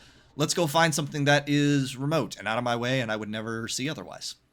That's fantastic that you put it like that too, because that helps relate it to my previous point, which is growing up. You can grow up or you can fuck off. Some people grow up, some people fuck off. Sometimes to grow up, you need to fuck off. Agreed. And not completely, but in just a sense where it's like, oh boy. And that is when I went on that trip to New Hampshire, the last one with my family. That trip was the weekend after I started on the job that I'm currently on, that I currently work. And during that week at that job, I was glad I had a therapist because I was calling that dude daily, basically bawling my eyes out. I was like, I don't know if I can do this job. I feel like I made a bad decision.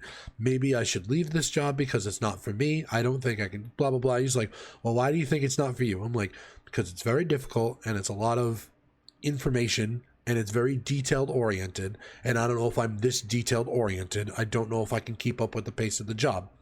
And he goes, well, why don't you just take the time, don't make any rash decisions, and even then, if you do end up sticking at this job, you don't have to do it forever.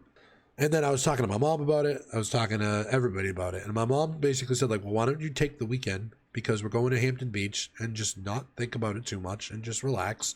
And then when you go back on Monday, then you can figure things out that week. And I was like, well, I don't even necessarily need to figure it out when I'm back. I can just relax on vacation and not think about it and then go back to it. And I genuinely think that if I didn't have those 2 days where I was in New Hampshire that weekend, I don't know if I'd still be at this job, because it genuinely allowed me to take the time to fuck off so I could take the time to inversely grow up. And that was important. All vacations are important. All fucking off is important, because it's all a part of, again, it goes back to growing up, which is, again, extremely important. It's probably the most important thing that you'll do as a whole, in a sense. I wonder if maybe this is a United States thing, because we know plenty of people overseas. We know a lot of people in the UK specifically. I wonder if in the United States we romanticize vacation to the point where it has to be big and it has to be meaningful. And part of that comes from the fact that we have a very limited amount of time to use on those things, right? So I don't know what your PTO structure is like in your job, but in most jobs here in the States, for generally what I will say is the professional level that you and I exist at, you get 1, maybe 2 weeks off per year. And if you live away from family like I do, one of those weeks is shot. You're going to go see family during the holidays and whatnot. So you have a grand total of 5 days out of 12 months to use for yourself. You still have weekends and everything, but your weekends are often taken up by your hobbies and your social life and things that you otherwise would do as a normal rhythm of life. But I compare that to like European countries where you actually get, what is it, at least a month off. Sometimes it's like 3 months off. Wow. And now all of a sudden you have all that time off. It's easier for you to plan the big things, and that's nice, but you also don't romanticize them as much. But you also have more time to do the small things that you want to do, to take that drive up to wherever in New England that you want to go, to take that drive to Arkansas or to Montana or do whatever, because you have access to that. It doesn't have to be this special thing. And as you're sitting here talking, I'm like, I wonder if that's just a cultural difference for us, that we romanticize the idea of vacation. And so it has to be this grandiose thing, and it has to come away with pictures and meaningful stories and everything, when in reality it could just be, I needed to go sit and listen to the waves of the ocean crashing against the beach for 90 minutes for the sake of my mental health, so that I could listen to none of the noise that is currently trying to force its way into my head. We definitely, absolutely, as a culture, as a country, romanticize the idea of vacations. We have movies about people going on vacations, about families going on vacations, about their vacations getting fucked up, and oh no, the wacky, oh, how could this happen? And it's like a thing that, like, Sundays you get in the car and go visit grandma 2.5 hours away in a different state. Oh, that on its own. But then there's also the, okay, kids, pack it up for the summer. We're driving to campground that is 15 hours away in a different state, and we've got to stop here, here, and here on the way. And now that's like I feel like that's like the old country idea of, we gotta go on a family vacation. And now it's, okay, everybody, get on the plane to fly to Miami, to get on the boat to take our cruise to Jamaica or wherever we're going, and we're gonna spend $2,500 a person, and all 14 of us from the extended family are going. And it's like, whoa, wow. I do think we romanticize the idea of fucking off, because that's what we work for, isn't it? We work so that we can enjoy our time not working. I like to enjoy all the little moments in between still, just as much as the big grandiose fucking off. And again, people's ideas of vacation are different, to the point where I can take a day or 2 days and drive somewhere and be totally happy and totally cool with it. And some people would not be cool with that. That would not be traveling. That's, oh no, that's just a day trip. If I really want to go on vacation, then I'm flying to Cabo. It's like, Wow, okay. Right, exactly. Yeah. So like at the same time, my coworker, like at the same time that I went to Maine, she's like, oh, I'll be gone too. And I'm like, oh, I'll be going to Maine. Where are you going? She's like, I'm going to Cabo. And I'm like, oh, wow. Okay. Yeah, literally, exactly. And I'm like, have fun. Good. And that's what I said. Yeah, enjoy your time in Cabo.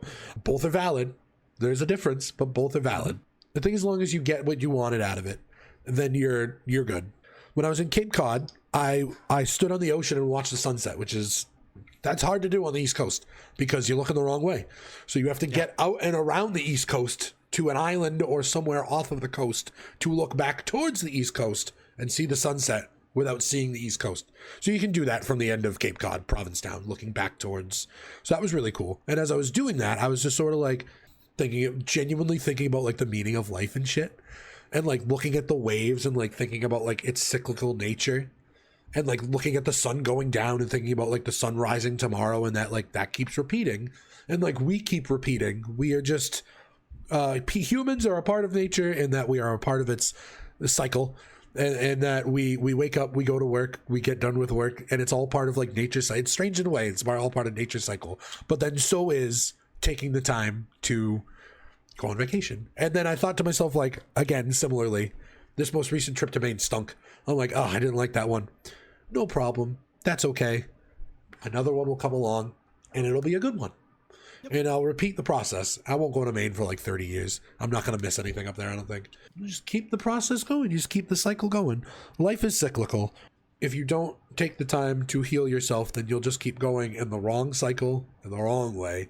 Then somebody's got to like come in and like, you start bouncing around. Somebody's got to come in and kick you and like put like a slab of wood under you to get you back on the right cycle. And then you take some time for yourself. And basically, our vacations are the slab of wood getting jammed under us while we're on the wrong cycle. That's a great way to say it. Sometimes you have to forcefully break that cycle. And I've been in those mental states. I'm sure you have as well. And most everybody, if not everybody who listens to this, will be able to relate to that. That when you get in those negative mindsets and when you start experiencing the rough parts of life, it's really hard to break yourself out of it. And you convince yourself, I cannot allow myself to do a thing like take a day trip, take a weekend trip, take a vacation, because my focus needs to be elsewhere. I can't take time to spend on myself right now. It's not worthwhile. I'm not going to enjoy it. It's going to be a waste of time. It's going to be a waste of money. But when you actually do it. Oh, wow. That was so good. I'm really glad I did this. We need people on occasion to kind of kick us in the butt and say, go do this thing that I know will be good for you. I know you don't necessarily want to do it right now, but for the sake of your own mental health, please, just do it. To be fair, I've checked down my whole list. I've talked about all of the vacation-y things that I wanted to talk about. I hope the mic caught that. That'd be funny. I actually still need that. I want to make sure that I like keep notes on things that are discussed. I lost my notes. Oh God. I love how this has become one of your habits in these recording sessions, by the way. We're 2 for 2 so far. You get through your list and you just throw the notebook over your shoulder. Well, this time we're still going afterwards, so I still need it. And it's like, oh shit, yeah. I fucked up. I still need this. Oh no. So we're good. We're back in business. The podcast can continue now. Okay, we're good. Okay. Yes, glad I have your permission. So thank you for allowing me the time to talk about fucking off, Sami. Interestingly enough, that actually presents a really good segue into what I wanted to talk about today. So I wanted to try and match your energy and the general tone of things. Like, you're talking about wonderful things. So I shouldn't come in with this debilitating social issue that we need to solve right now. That sounds terrible. Let's also talk about good things. So I want to talk about passion today.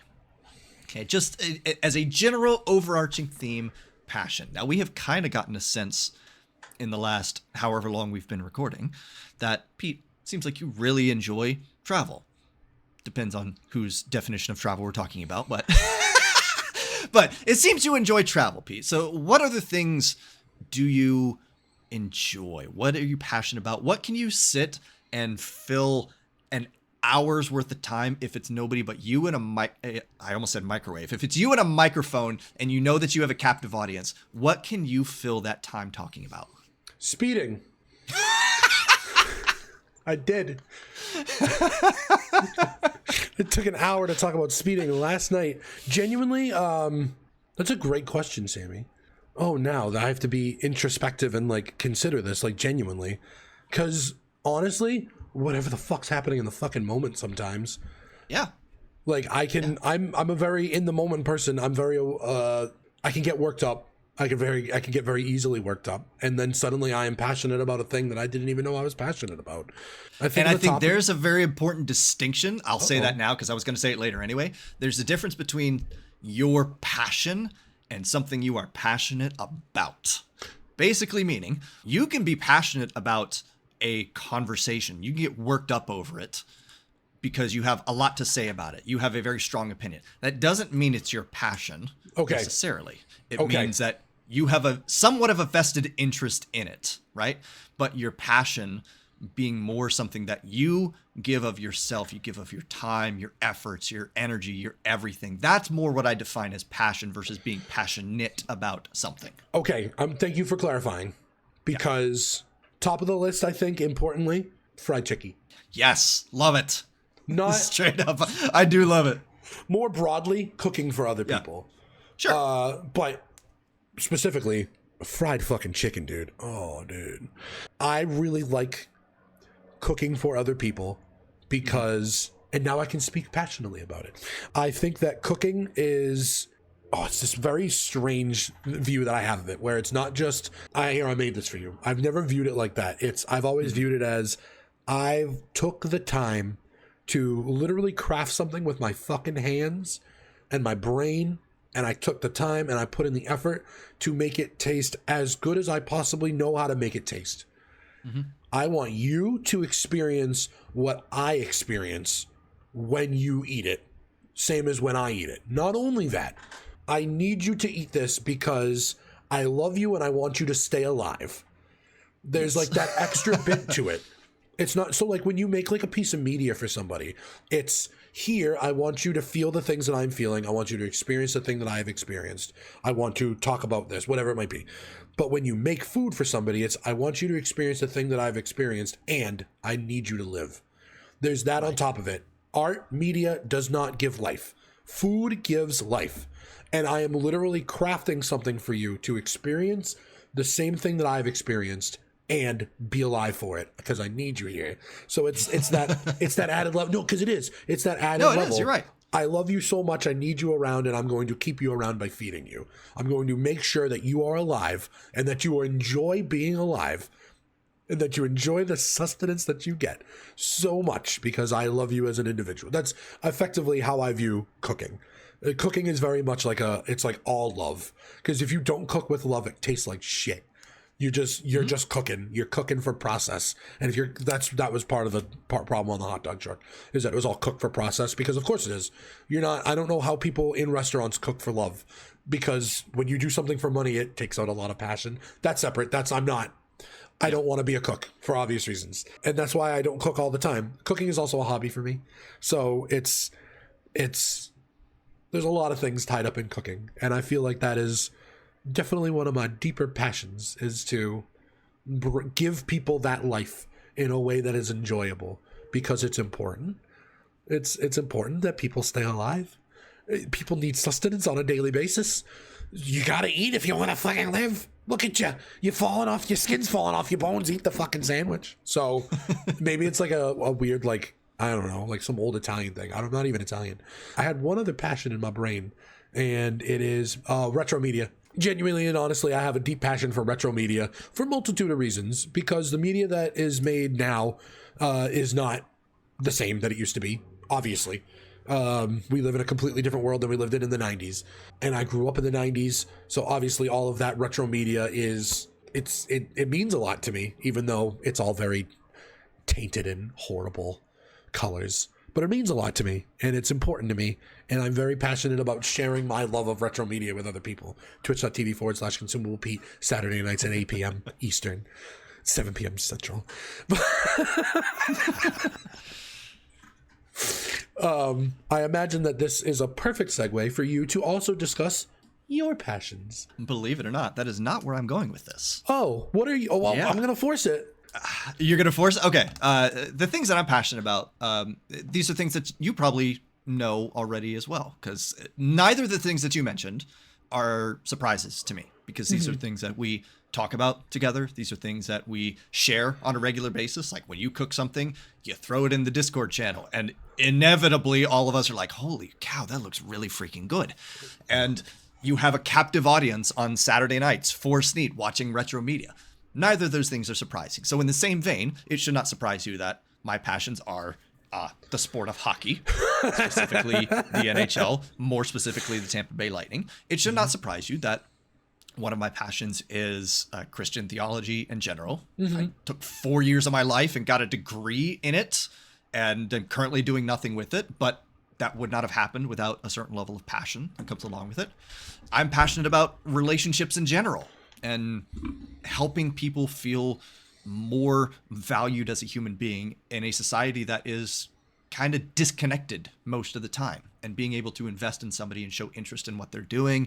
And that is the segue that I want, because the actual thing I want to talk about today is one of the best experiences in life for me, and I'd be willing to bet other people feel this way as well, is listening to somebody gush about the thing that they're passionate about.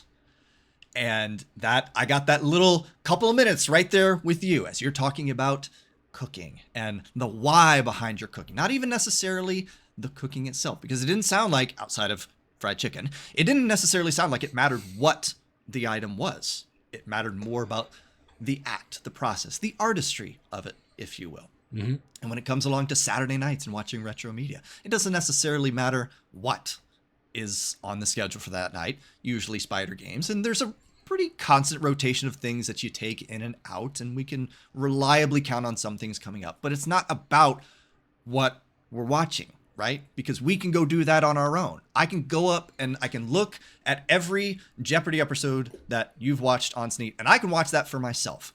But it's not about watching the episode. It's about the community aspect of it. It's about the commentary aspect for you as a presenter, for you as a streamer, for what value you add to the experience in the moment. That's why I think I love being an observer at times and just watching people thrive within their passions, talk about their passions, grow within their passions to the point where they are investing their time and their money, like you buying a camera for the sake of photography. Maybe it didn't make the list of your top 2 passions that you talked about, but I know it's there because you wouldn't have spent however much money on the camera if it wasn't already there and if you didn't intend to use it. Because if you did, then we have to have a different discussion about, financial discernment and things like that. But thankfully, we're not going to talk about that today. Yeah. As I was digging into this, the way my brain works is I want to know not only the how, the what, I want to know the why as well. I am fascinated by what makes people tick. I am fascinated to know how they ended up doing this thing that they fell in love with, right? And so my immediate thought was, let me see if there's a psychological element to the idea of passion, this philosophical terminology of what is passion. It's intangible, it's an idea, but is it grounded in some sort of reality, right? And so I did a little bit of research, and I can bore you with all of the technical jargon and blah, blah, blah, blah, but essentially here are the high level takeaways from it. So the psychologists that have done this experiment before, or done this study before, their argument is that passion shapes both your intrapersonal and your interpersonal processes. So what they mean by that is intrapersonally, INTRA, passion gives you purpose, it gives you direction, it gives you motivation for some goal, be that a long-term goal or a short-term goal, whatever aspiration it is that you happen to have. But it is ultimately something that aligns with usually something that you're already good at, right? You're not going to lean into something that you suck at unless you have a really good reason to do so. You're going to find something that you have a natural inclination towards, and you're going to run with that. And more than likely, you're going to find that you fall in love with it, partially because you're good at it, and it starts a feedback loop. When you're good at it, people say, hey, you're really good at that. Maybe you should keep doing that thing. well, I guess I really am good at it. Maybe I should keep doing that thing. Hey, I really love that last thing that you did. Have you thought about this to make it better? Okay, I guess I got to make it better now. What equipment do I need to make this thing better? And how can I refine my craft? And it becomes not a vicious cycle. I think it's a glorious cycle, in fact, because you are creating a positive feedback loop, even if there is occasionally negative feedback that's associated with it, where somebody says, I didn't necessarily like this part of it. Have you thought about doing this instead? Because you need constructive criticism along the way as well. So intrapersonally, it's your driving force. It helps reinforce a sense of purpose and a sense of calling. The interpersonal side of this, passions shape your social interactions. They help determine who you are in relationship with, who you decide is going to be privy to the intimate details of your life and be privy to, here's this thing that I really love. Do you want to talk about this with me? Do you want to take part in this with me? Which honestly is kind of how this whole thing got birthed in the first place, right? Yeah, we can't quit yapping. Yeah, we can't quit yapping. Like, genuinely.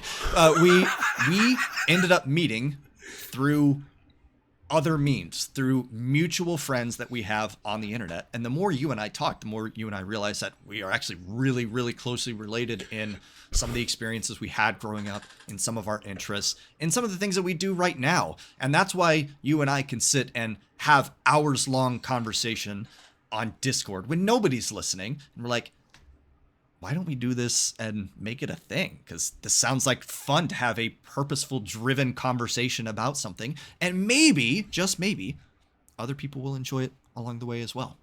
Here we are. The intrapersonal with the interpersonal, just that overwhelming, or that overarching rather, umbrella term and how it relates to passion immediately got me interested in that. But I'm going to pause to take a sip of water because I have been yapping for several minutes straight, and I'll let you have a turn now. That happened to me earlier where I was like, oh shit, I genuinely need to stop yapping so I can drink water. I was like, oh no.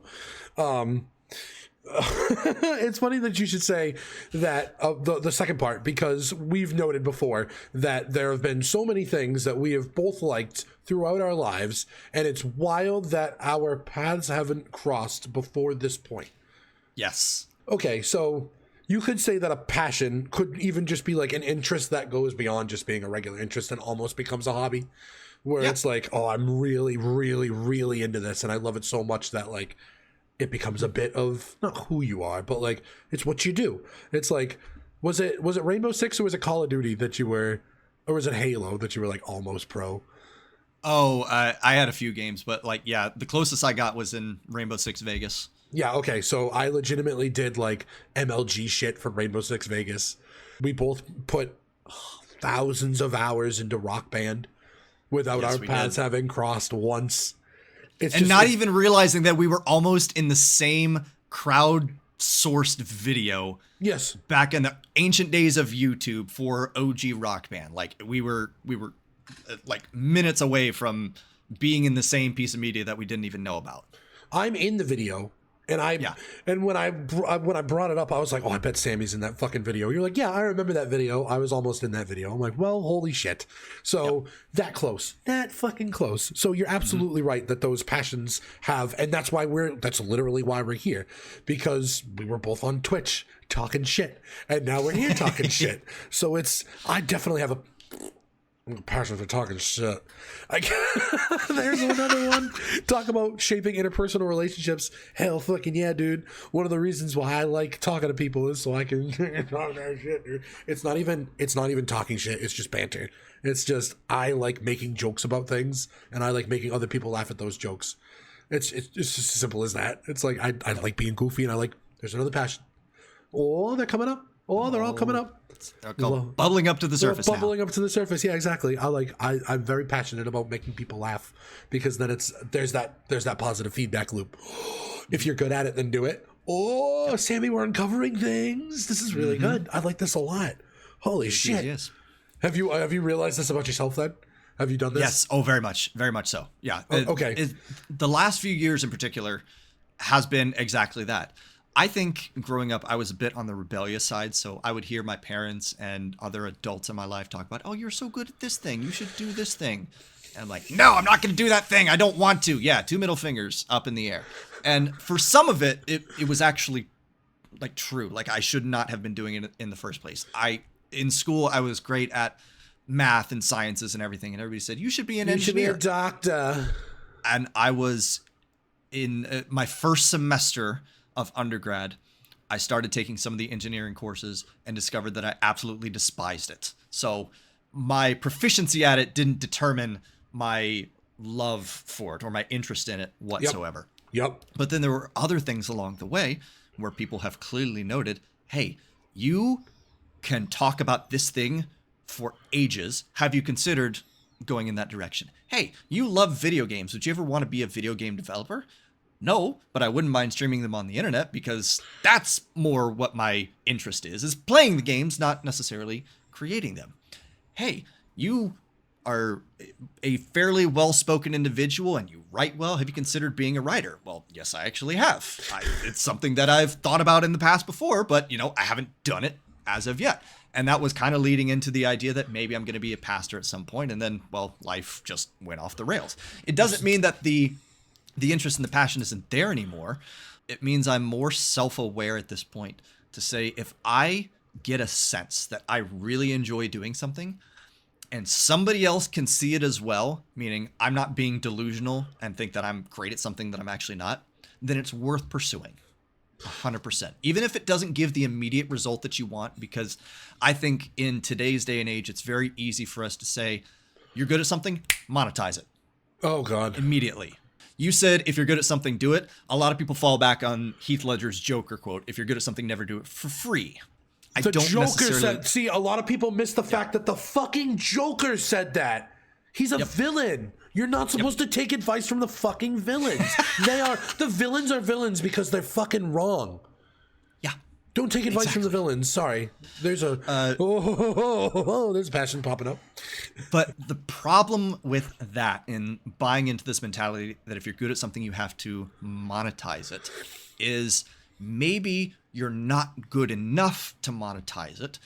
Or in some cases, I would say most cases, maybe the landscape with which you release that thing, that you have that outlet, doesn't give you the feedback that you necessarily want. And sometimes it's at the hands of external factors, like the algorithm, this amalgamous, anomalous, whatever that we're talking about on social media. Like, it can kind of keep you down in the dumps. And if you happen to create one viral thing, great. Maybe you get recommended more. But by and large, I would say 95% of content creators out there spin their wheels trying to get more popular. But the people that separate themselves by virtue of their passion versus trying to make money off of it are the ones that keep going in spite of low engagement, so on and so forth. That was something that I had to get myself out of that mindset this year, because I told myself I'm going to cover the Tampa Bay Lightning on a weekly basis throughout this season. Okay. And it's going to be difficult because I travel for work and sometimes schedule goes awry and I'm not going to be able to do it every single week. But it would be very easy for me to sit and go back through my numbers and see, oh, look, this video only got 12 views. I only have 300 something subscribers on YouTube. Nobody likes what I do. Okay, who cares? Do you like what you do? Does somebody out there like what you do? Because if you have somebody that likes what you do, all of a sudden it's worth it. And it doesn't have to be that 10,000 people, 100,000 people, 1 million people like what I do. It can just be that one person likes what I do. A couple of people like what I do. And that's the positive feedback loop that you need. So I wish we could kind of get back to a point of passions can be passions without being monetized and commercialized. And we can just enjoy doing whatever the hell it is that we want to do without worrying about how can this make me richer. It's funny too that like you can like passions with that, like where you need that feedback loop to like remain almost passionate about it, can be tough. Yep. I imagine a stand-up comedian that is really passionate about stand-up comedy but can't make anybody laugh. That must be like heartbreaking almost. where it's like, Yeah. similarly, people out there on Twitch, out there on YouTube, same as you said, it's like, I'm very passionate about this thing that I'm talking about, and no one's listening. No one's watching. It's like, well, fuck it. You might need that positive reinforcement. Get it from inside yourself. I like the video that I made. I want to keep making this content because I enjoyed it. I think I did a good job. And then hopefully somewhere along the line, we'll also have that same passion, recognize that passion in you, and then pick it up, basically. You gotta have that balance. You can't live and die by what other people say about you exclusively, because especially existing on the internet, it's going to be a very, very rough time for you. I'm sorry, it just is. Conversely, you also can't live and die by what only you have to say about yourself. That's narcissism most of the time. That's ego talking, and it ignores the reality of what other people experience. And there's no other real word besides delusion. If you see something about yourself that does not align with the overwhelming majority of other people, something's got to give. So you do need both those things, but you also need to have the ability to say, I'm not getting it from one side right now, so screw it. Let me supplement that with what the other side is saying at this moment. And I think that kind of pendulum swing back and forth is part of the drive to keep you going. It's a balance, like all things, because like you said, if you're just listening to yourself and you're not like, let's say, oh, my video only has 12 views, but it actually also has 3 comments. And those 3 comments are people saying your video is trash, your production quality is bad, your lighting is bad, your audio is bad, your video is bad, be better. And then you're sitting there saying to yourself, well, that's just one person's opinion. My opinion matters more, and I like the quality of my work. But then you read the other 2 comments, and they're saying the same thing. It's like, oh, well, it's about that balance. You're absolutely right. Whereas if you're putting in the time, and you're putting in the effort, and you're making good work, and you're putting out good content, and you have people saying you're like, oh, I really like what you're doing. I can tell that you care about it. You're doing a really good job. And then, like, stuff's not there. Views aren't there. People aren't coming. It's like, just keep plugging away. It's like, in that case, if there is that, even just that little bit of positive feedback, like you said, for that one person, then there are other people. You just got to take the time to find them, basically. And I know that's only like with one specific thing, because you can have, similarly, like you could be passionate about disc golf, and oh, I went out for a disc golf round this morning, and on every single fucking throw I hit a tree. That happened to me on one of my, I went out to play disc golf a couple of weeks ago, and every single toss I hit a fucking tree. And it was a 9-hole course. I stopped at, I think, 5 or 6. I literally went, oh, fuck it. And I didn't even finish the hole. I just picked up my disc and left. Because sometimes, like, you can be as passionate as you want, and the feedback loop doesn't support your passion. And it's like, all right, well, maybe not today. And that's okay. You just keep plugging away. I haven't stopped playing disc golf because of that one bad round, thankfully. I went back, and to be fair, I went back the other day, and I had a fantastic round. Like, one of the best I've ever had. I was like, holy shit, this is insane. And I was just like, I don't know what it was. I just kind of said to myself, like, okay, don't hit that tree this time. Like, I'm also starting to, like, get the hang of, like, actually aiming, which is hard. Aiming discs is hard because you just, it's harder than it looks. You gotta aim your body. You have to aim with your body, basically, and then where your arm is gonna release, it's gonna release at the same point no matter what. So you just aim your body to compensate for that release point. If you're stupid like me, that's what I do. So, but no, I understand your point about like feedback loops, and then sometimes that feedback loop isn't there. But like, don't give up on your passion, man. But sometimes you should. If you suck at it, no, I'm kidding. Don't do that. But it's that thing where it's like, okay, you might, well, just because people tell me that I should like something or I should be good at something doesn't mean that I am, and it doesn't mean that it's going to be there. And there's this idea, I think, that progress is linear as you're exploring your passion and you're getting better at something, and that's not often the reality of things. Like, sometimes progress is bumpy, it's incremental. You have that round of disc golf, and then you go back and you crush it the next round. It doesn't mean that you took a step backwards. It means you had a bad day, and you're not going to get 1% better every single time. It means over the course of time, of let's say a month, you play 4 times, maybe you get 5% better. And maybe that's because you got 10% better the first time, and then you really sucked and you lost 8% of it. It's just, we can't hold ourselves to impossible standards like that. But the feedback loop, I think, is the fascinating thing, because it does tie into actual biological processes. right? It's hormones, it's neurotransmitters, everything. And in particular, it's two that I don't think we get enough of. And we would do ourselves a massive service if we would actually pursue these things. But dopamine and oxytocin, the exploration and the connection in the pursuit of passion. So dopamine comes from the exploration side of things. It's taking on challenges. It's trying out new things. It's your pleasure hormone, or whatever the word is that I'm looking for right there. That's good. But it drives that passion and says, oh, okay, I took a chance here. Let me take a chance again. Let me see if I can do that again and again and again. It's a bit of a snowball effect. And in some capacity, I think you could relate it to being an addict, being a dopamine addict, because you want to continue chasing that good feeling, but we call it passionate interest instead of addiction, because we're chasing a good thing instead. And the other side of it, the oxytocin, it's the connection. It's you have this passion, you have this thing that you are pursuing, your dopamine is hitting, and now when you get to discuss it and be in a relationship and experience it with other people, that's when the social interaction part of it comes around as well. And it's helping build and reinforce neural pathways so that you can thrive in something that you do genuinely enjoy, both from a psychological and from a biological standpoint. I think it's fascinating to learn how people work. I think we could be better at this, and this is going to promote a question here for you in a second. I feel like we could be better at helping enable people to explore their passions and to talk about their passions and to thrive within them.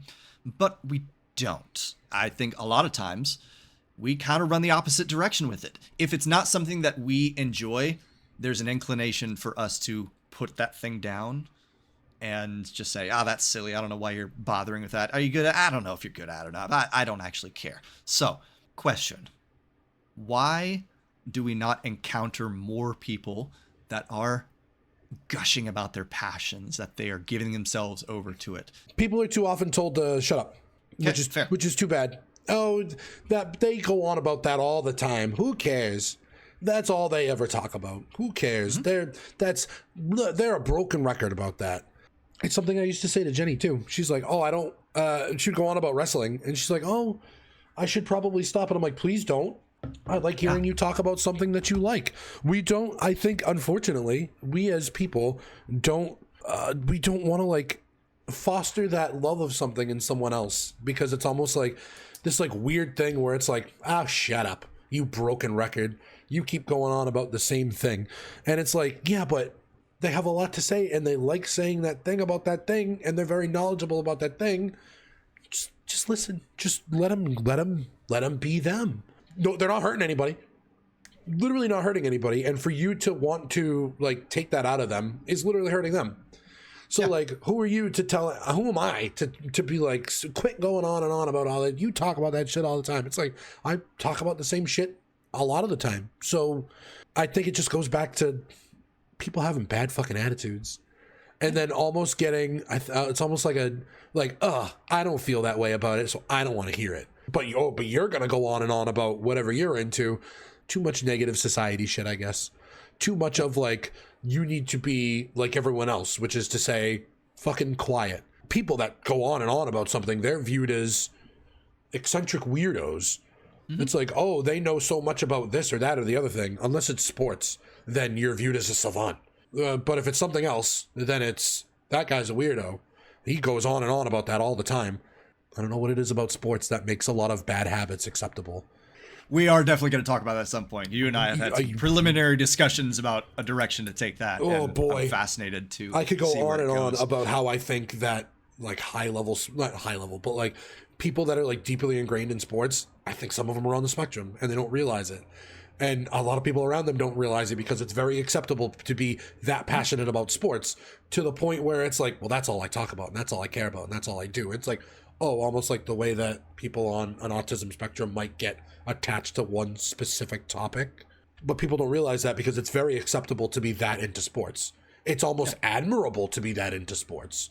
oh, that passion is, people foster that passion in other people. Like, oh, he loves that team, to the point where you're honored by the team. What's that dude, the Packers fan with the podcast? It's the dude that just won Fan of the Year, and he does the podcast with Brandon Perna. Oh, yes. Tom Okay. Grossi. You're Tom Grossi. Yes. Yeah. Tom Grossi is celebrated for being as big of a Packers fan as he is. The dude is effectively like dedicated his life to being a Packers fan. And it's like, good for you. You're going to get a fucking award from the fucking league for being as passionate about a thing as you are. That's fine. That's all cool and that's all dandy. But if you're passionate about something nerdy, oh, this guy's really into comic books, that guy's really into movies, it's sort of like, no fucking awards for you. You're just a fucking nerd. So and I don't know where, and I don't know what the line is, and I don't know why we view them differently. Because in my mind, someone that's that into movies, it's like, well, give them the fucking award too. The studios should be lining up saying, wow, thank you for giving us all this free fucking promotion for our films. We really appreciate. Thank you for giving free fucking promotion for our team. We really appreciate the hard work and dedication that you have for the things that we have created and the things that we put out there, so that we've made more money because you've done the work that you've done.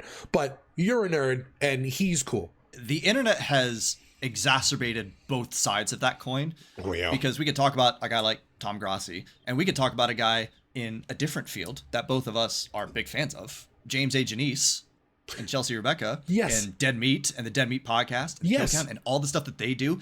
They legitimately do get to meet actors and directors and writers, and they get to go to award shows and have these specialty experiences because of what they have added to the horror community at large. But, I guarantee that in the early days of Dead Meat, a guy like James A. Janice is facing a lot of, you should just shut up about it. Oh, well, he's just a nerd. He's going off about this thing that nobody else actually cares about. Well, guess what? Now that he has however many million subscribers and he's getting to live the life that he wants, I bet you fucking care now, right? Dude's got a big house. Yep, exactly. And even within the subgenres of these communities, that still manages to happen, right? You can be in a particular community and you can still gatekeep an interest and say, oh, you're not a true fan of this, or you're a nerd for liking this part of this fandom over here. We were watching, I think you posted a video about the history of the Undertale fandom, so on and so forth. And that is a perfect microcosm of exactly what I'm talking about. And we're not going to get into that, but just that general idea. There was part of me that wondered, is this specifically an introvert-extrovert thing? And I genuinely don't think it is, because I think you can have lots of varied interests and levels of passion, whether you are introverted or extroverted. Mm-hmm. I think it comes out a lot more, and it's more noticeable for introverts to gush about the things that they are passionate about. But I don't think that's necessarily a correlation type of thing. But I wrote down 3 ideas as you were, and they pretty much aligned with what you were promoting right there. I said, is it societal expectations? Is it shame and shame culture? And is it a power struggle? Is there some superiority complex that people get from putting others down for talking about the things that they love? I think all 3 of those things were, if not explicitly mentioned, were implicitly mentioned while you were talking. And they help kind of fuel this weird cultural dynamic of, don't go off the rails. Don't go crazy with this thing unless you're really good at it and you're going to make a lot of money and you're going to get a lot of fans and you're going to get recognized. Then you can do that thing. But if you're doing it and you're not popular and you're not making money, then maybe you should shut up and just go back to your day job and live your normal, boring, gray life. That's probably why we notice when people stick out that much more, because we have become so accustomed to the gray and to the idea that if you're not great, if you're not the 1% of the 1%, then you just shouldn't bother and you should do what you're expected to do. And that's that. That's sad. It's incredibly sad, especially as we have both assented to the idea that one of our favorite experiences in life is listening to people talk about what they are passionate about and watching them live within that. Well, similarly, like, I really like listening to filmmakers talk about making films and talk about other films that they like, because that is one of the fields where I feel like you're absolutely allowed to just gush endlessly and and it's not frowned upon whatsoever. And those people are some of the more passionate people, because it's the same thing like you just said, where it's like, oh, you're good at this, you should keep doing it for money. And they have, and they've gotten so good at it now they make hundreds of millions of dollars when they make feature films, and it's like, well, good for you. But that passion is still there. I should hope for at least some of them. I don't know if it's there for like Michael Bay. I imagine it is. The dude's still doing it. And I wonder if at some point too, it goes back to what we were saying earlier, that positive reinforcement, that feedback loop starts feeding the passion in a almost a negative way, where it's, well, I might not want to make these movies anymore, but this paycheck says otherwise. And that's where my passion is now. And then the passion's gone, and then all the passion is in the feedback loop, is in the positive enforcement from. So then, oh boy, I think that's a whole nother discussion for another day, though. That is a surefire way to get to a point of burnout. I guarantee it. I was a person for a long time that said I did not want my faith to become my work, because I did not want to be burned out on my faith. Because if that fell apart and it was part of my work, I don't know what I'm going to do with my life. And that's why I largely stayed away from being in ministry for most of my professional career. And then once I went to seminary and I got my master's degree, I'm like, no, I can actually see this being a thing, but I need to keep my heart a little bit more guarded. And I need to make sure that I don't become a victim of my own devices here because of whatever reason, because I give myself over to it so much that the end goal is no longer the passion, it's the result, so to speak. The unfortunate thing is that that's part of what ended up happening to me in my last career anyway. Passion drove me to sign on with that company. Passion drove me to give of myself. And passion was ultimately something that was taken advantage of because leadership knew it was there and they knew that they could milk me for that.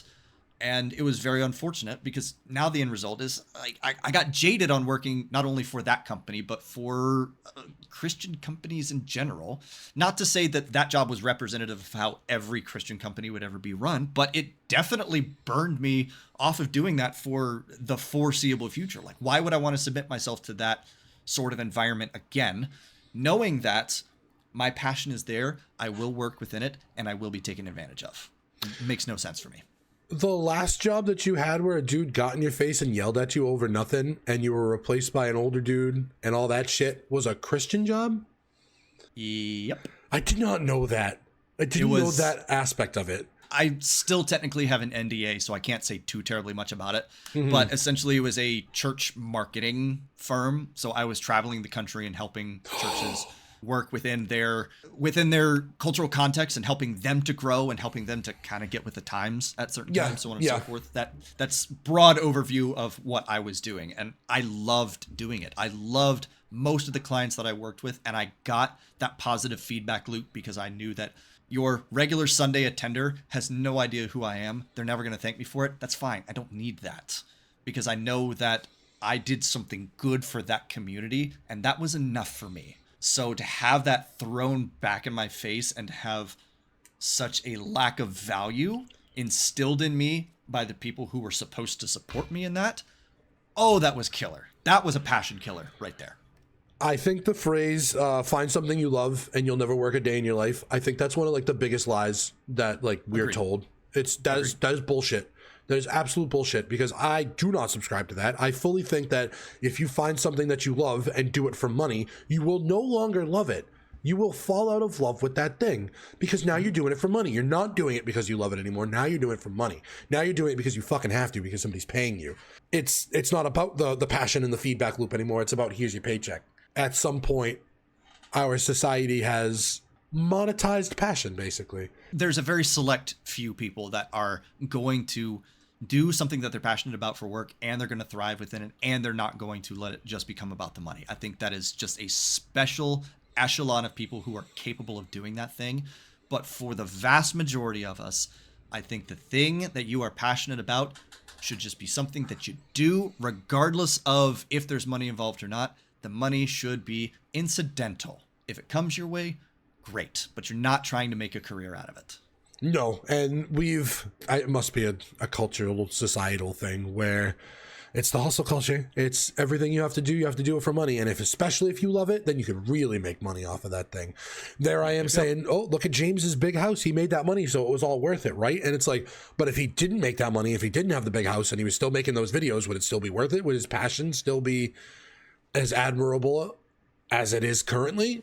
Question mark, question mark, question mark. The world may never know. But I want to turn this back in a positive direction now, because we've explored why we don't encounter people being passionate as often as we should. We've explored why people will purposefully at times put down other people's passions. So how can we turn it in the other direction? How can we foster this more in our relationships, knowing that, you know, we're not going to be the person that changes everybody's life, right? I tend to have a kind of guerrilla warfare view of relationships. Do the best that you can with one person. Maybe that person is going to have a bigger audience and have more impact than you will. But, you know, making an impact doesn't have to be with a widespread community. You don't have to be the one carrying the flag out there. You can just do it with one person sometimes. So how can we foster this better in our relationships? I think, I don't know. Cause like, even like with like children where it's like, oh, you're so good at that, you should keep doing that and go to college for that and then make a career out of that. And it's like, I think we need to be comfortable with like doing things for us and or the people around or whatever it might be, and not for the money. But then like money is such a driving factor in our society, and we have been basically told that like if you're not doing something for money, then you're not doing anything at all. And it's wasting like your time. Right, exactly. And it's like there is no such thing as as wasting time if you're doing something that makes you happy, because like you can just do something that makes you happy. You can leave it at that. Like I don't know, like what if traveling is a passion for you, and then all you're doing is blowing your money? You know what I mean? Where it's like, well, it's not just you should stop doing that if it makes you happy, but it's costing you so much money. You should. Although to be fair, as we've said earlier, traveling is glorified in our society because we make big spectacles about the trips that we go on, more so now because of social media, where we can show off the glorious, fanciful trips that we've been on. And traveling is my passion. I'm so passionate about it that this company is now paying me to go to various hotels and review them and post YouTube videos about them. So shout out Chris. Shout out Chris and Tim Chris and I don't know. I don't know what the answer there is, but I don't think I'm supposed to know the answer. I don't think that there is something that you can say is the definitive answer to this question, because I wrote down some things, like you can be a better active listener, and that's going to help some people. Listen with the intent of listening rather than listening with the intent of responding. Because, look, there are times where a friend comes to me and they start talking about, here's a good example. You and your friends, whenever the subject of wrestling comes up, I have nothing of value to add to that conversation. Zero. My exposure to wrestling was I met Hulk Hogan once. I know where John Cena lives, and I watched a little bit of WWF back in the day. Mm-hmm. I have no added value to that conversation, but I can listen. And I can listen with this idea that I don't actually need to say anything to be a part of this conversation, and I can learn about it just by virtue of being present and by listening, right? The harder part of that is showing genuine interest in that thing that you know nothing about, because maybe you don't actually have any genuine interest in it, right? And that's, again, wrestling. There's no interest in that for me. I don't watch wrestling. I don't foresee a time where I'm going to watch wrestling anymore. It's kind of a social conversation to me, for me to be a part of, and hopefully at some point have more things to engage with the conversation in. But I don't have those things, and it's really hard for me to show genuine interest in something that I otherwise would pay zero attention to. But I think where I ultimately land on this is there are some things we can do to be more engaging in conversations that we don't understand, and it gets down to 3 words. Teach me about, fill in the blank past that. So you come across your friend who is talking about something that you know absolutely nothing about. Hey, great. I know nothing about it. Teach me about it. Why do you love this thing? What do I need to know so that I can be more prepared for the conversation at this moment? What do I need to know so that if I'm hanging out with your friends and you're all talking about this thing, I don't have to pretend to be this disinterested bystander over in the corner. I can be in relationship with you there, and I can engage in the conversation as well. Making that little bit of mental turn and say, there's a conversation happening about something I know nothing about. I'm going to shut my brain off instead of just being like, nope, I'm going to actively engage with this. Hey, would you teach me about this thing right here? I think I have a sneaking suspicion it would make all the difference in the world, but I have no proof of that. Maybe, again, it's a thing where people don't want to learn about stuff they don't care about, or they just don't want to learn at all, or it's too difficult to try to figure out what you're talking about. Just shut up. Maybe it's all those things. It's all the above, and it's all bad. Those are all bad. But maybe there are ways that we can get people towards. No, because you're right. Because like it would be better for these are the things that we should do. We should listen, and we should foster love in other people for things that we don't love ourselves. It's not. Maybe that's part of it too. It's like, well, I don't love it, so I don't care. But it's like, but they do. Why can't you love what somebody else loves? Not even to the point that they love it, but just love the fact that they love it. Yeah. It goes back to like what they would teach us in kindergarten, which is one of the things that I always hated hearing in kindergarten, which was worry about yourself. Didn't like hearing that in school. That always pissed me off. That always made me like really upset. If you're tattletaling on someone, then worry about yourself. You're being a little creep. I remember that I was in 3rd grade. Just totally random. Kid got like a paper cut, and he didn't look like he was dealing with it very well. Might have been afraid of blood, but he was just sort of like sitting there like looking upset. And the girl next to him was like, Mrs. Teacher, I'm not going to dox the teacher. Brandon got a paper cut, and that was it. And she goes, well, you better worry about you, and you let Brandon worry about Brandon. She's trying to she's trying to fucking help. That goes beyond, that's a whole other conversation about how rude teachers can be. But, but like, and it's not even like a passion thing. It's just it's somebody worrying about somebody else. And she was told, no. So like, we're literally taught, like, don't worry about what other people worry about. Don't love what other people love. Worry about you. Focus on you. Which, again, I've talked about plenty of times, focus on you. But then there's, again, as we've said before about plenty of things, there are limits, there's levels, there's a balance. There's a balance everywhere. And you have to balance like worrying about yourself versus taking in what other people worry about, like, care about, whatever it might be. To the point where like, if you want to interpersonally connect with people, then you have to share those passions with people. And if we're not sharing those passions with each other, then we're not really interpersonally connecting anymore, which is bad. And maybe we are getting to that point, but maybe we aren't. Maybe we're just interpersonally connecting in different ways because we're all on the internet now. And the way that we receive passion from other people is through the content that they make, ... for money. So, oh boy. Yeah, so maybe it is still there, but we just don't recognize it is what I'm trying to say. Yeah, and that's fair. I think it's starting to touch on transactional relationships instead of like meaningful relationships. And that is a whole nother discussion for another time. I have very strong feelings about it. But I'll circle back to a point that you were making earlier. You really only have so much brain space to put towards things, right? It's not fair to expect that you will have the same level of interest or passion or even attention towards something that another person does. I'm scrolling down list of people's names in my Discord server right now. I'm like, this person is passionate about tennis. This person's passionate about wrestling. This person is passionate about films and filmmaking. This person over here is passionate about video games. This person is passionate about tights and pantyhose. Not even in a fetish way, just genuinely loves them. Right. And a lot of those things I will not connect with them on. And that's fine. Those interests don't necessarily align with mine. But it doesn't mean that I put them out to pasture and just say, okay, you stay over there and you do your weird thing with your interests, and I'm going to stay over here and do my totally normal thing with my totally normal interests. Like, it's such a bizarre, egotistical way to look at it.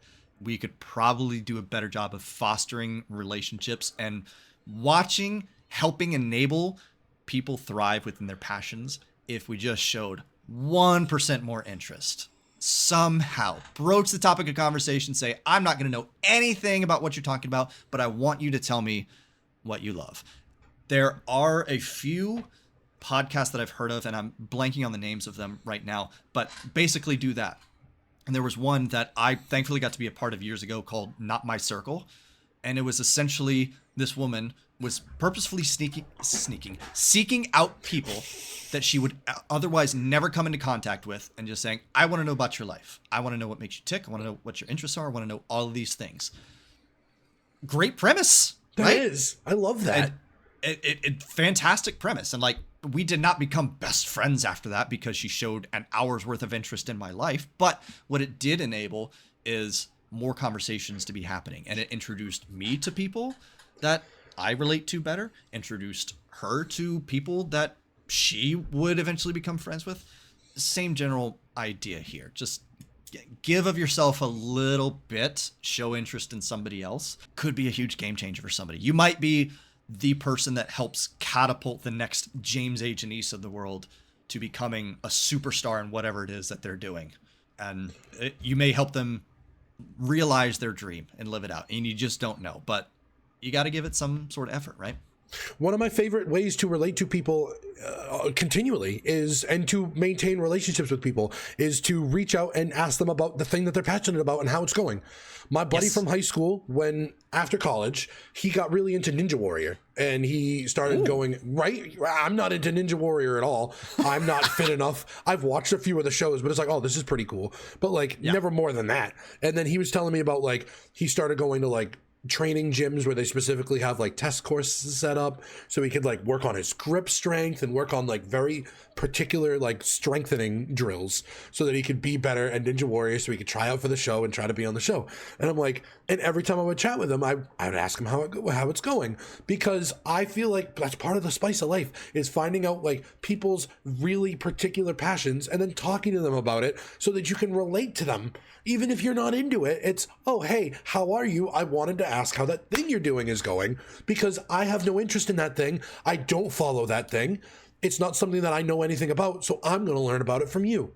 And it's as simple as that. If I had a friend that was like deep into YouTube and I wasn't, I'd hit, hey, how are you? I saw that, or I heard that your videos were doing well. I wanted to ask you how that was going. I think that's really cool that you do that, because you can't talk to anybody else about that. So you're going to talk to that person about it. I don't know. I like talking to people too.